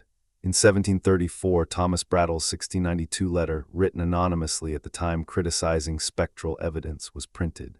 Robert Calef's More Wonders of the Invisible World, 1700, remained in circulation, keeping the anti-Mather, pro-accused narrative alive. In 1767, Salem minister Charles W. Upham began collecting documents. His two-volume Salem Witchcraft, 1867, became the standard 19th-century account, sympathetic to the victims and critical of the judges and clergy. Physical memorials took much longer. The meeting house where examinations occurred was dismantled in the 18th century. Gallows Hill's exact location was debated for centuries. Current consensus favors a low rise near modern Proctor Street. In 1992, on the 300th anniversary, the town of Danvers erected a memorial to the victims, simple stone benches inscribed with their names. Salem City followed with its own memorial in 1992, a low granite wall with the victims' names carved into it, located downtown near the Witch House, actually Jonathan Corwin's home. By the late 20th century, Salem had fully embraced its history as both tragedy and tourist draw. The Witch Dungeon Museum stages mock trials. The Witch House is restored. October brings crowds seeking Halloween thrills alongside those seeking reflection. The city balances commerce and commemoration uneasily, but the memorials ensure that visitors leave knowing 20 people died protesting their innocence. We will step back one last time and ask what 1692 still means in the 21st century. Why does a 17th-century village panic remain a living metaphor for moral panics, false accusations, group delusion, the danger of unverified testimony, the weaponization of fear? We will look at how witch hunt entered modern political language, how the crucible shaped generations, how Salem appears in discussions of cancel culture, conspiracy theories, mass hysteria events both historical and contemporary, and why the story refuses to be shelved as mere colonial curiosity. The apologies have been spoken, the attainders have been reversed, the stones have been set in place, but the questions keep rising century after century. The final chapter of this 10-part journey that began in a freezing parsonage kitchen in January 1692 and has carried us through every layer of the nightmare.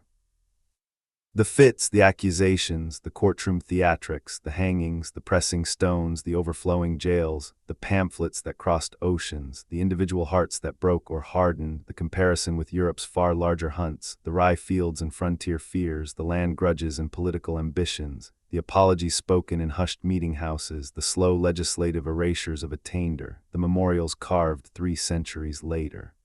We have walked every road this story has to offer.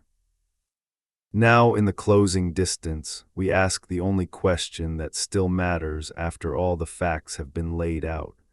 Why does 1692 refuse to become just another dusty episode in colonial history? Why, more than 330 years later, does the name Salem still rise instantly to the lips of people who have never read a single court transcript, whenever they want to describe a moment when fear turned neighbors into enemies, when accusation became proof, when a society convinced itself that the greatest danger was invisible and internal? The answer is not in the body count. 20 executions plus prison deaths are tragic, but they are small compared to the thousands who died in Bamberg, Wurzburg, Trier, or even the smaller but still deadlier Connecticut outbreaks of the 1640s, 1660s. The answer is not in the uniqueness of the methods. Pressing to death was rare but not unheard of. Spectral evidence had been debated and largely rejected in English courts long before 1692. The answer lies in timing, documentation, self-correction, cultural inheritance, and above all in the perfect, terrible clarity with which Salem illustrates how ordinary people, under ordinary pressures, can build an extraordinary machine of destruction and then slowly, painfully begin to dismantle it while some of the builders are still alive. First, consider the moment in history when it happened. By 1692, the European witch hunt era was already waning. England had executed its last witch in 1682, Temperance Lloyd in Exeter. Scotland's last execution came in 1727, but large hunts had ended decades earlier.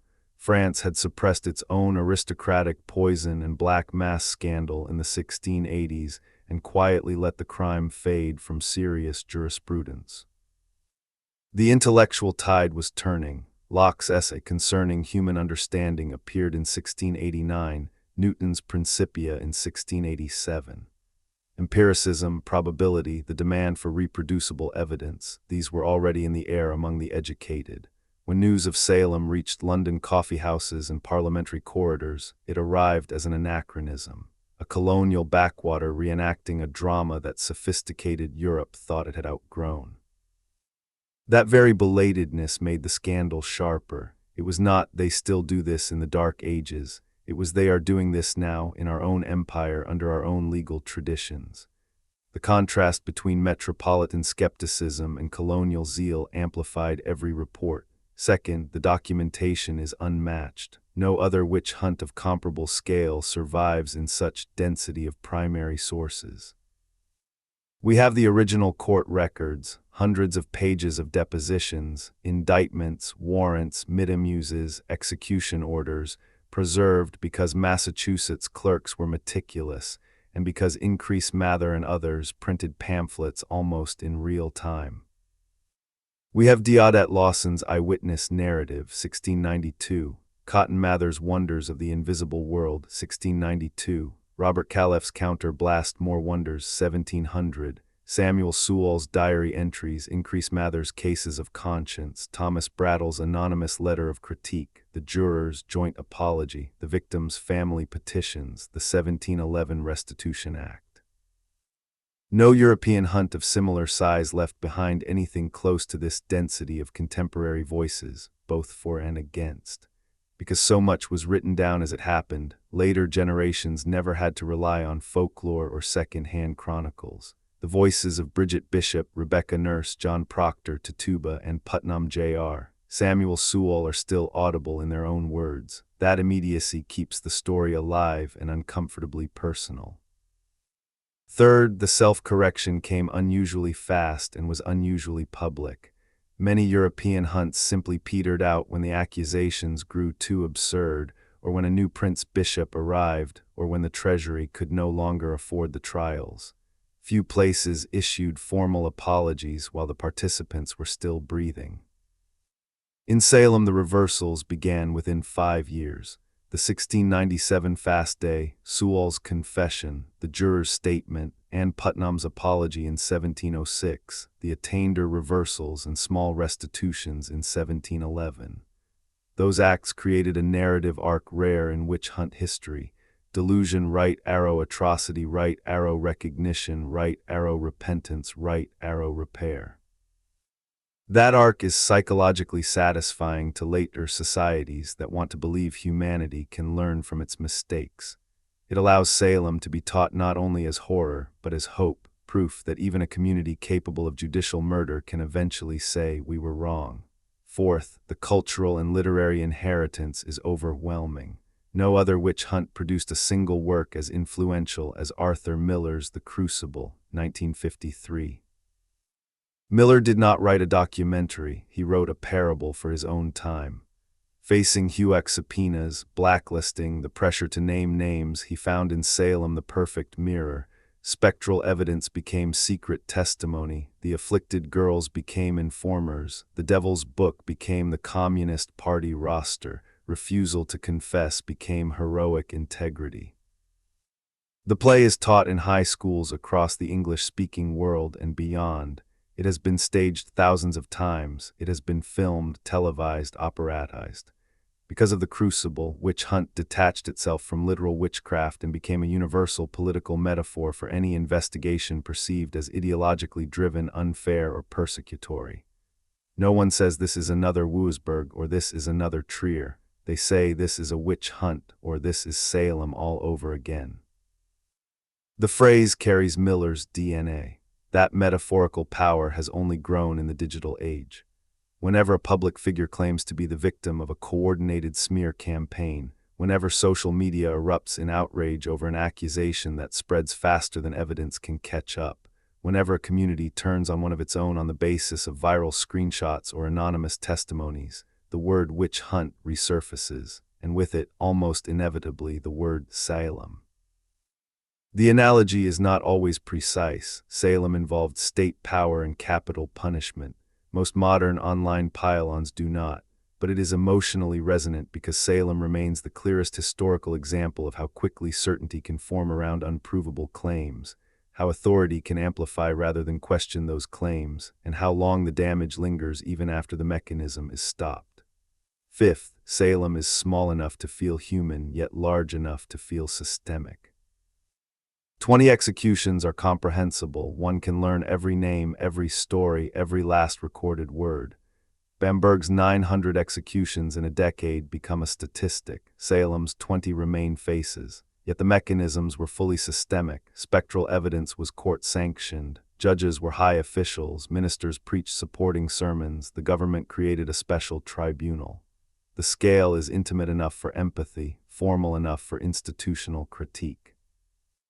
That balance makes it endlessly teachable.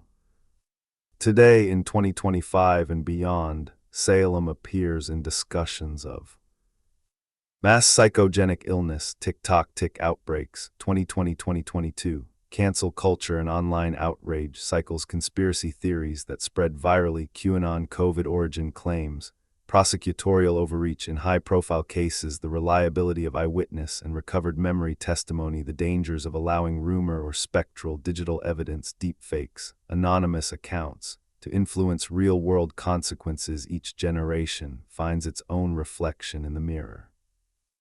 In the 1950s, it was McCarthyism.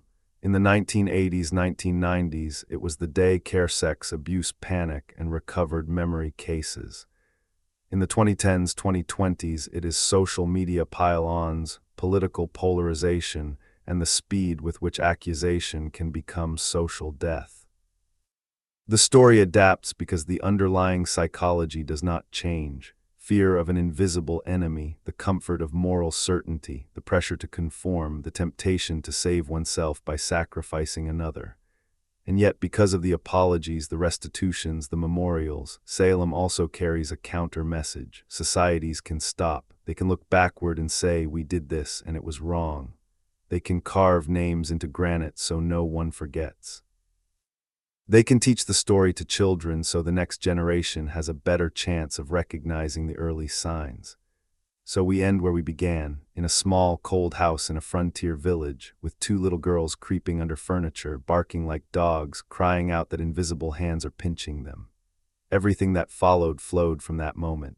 Everything that has happened since, every apology, every play, every invocation of the word witch hunt, every memorial stone flows from the same source.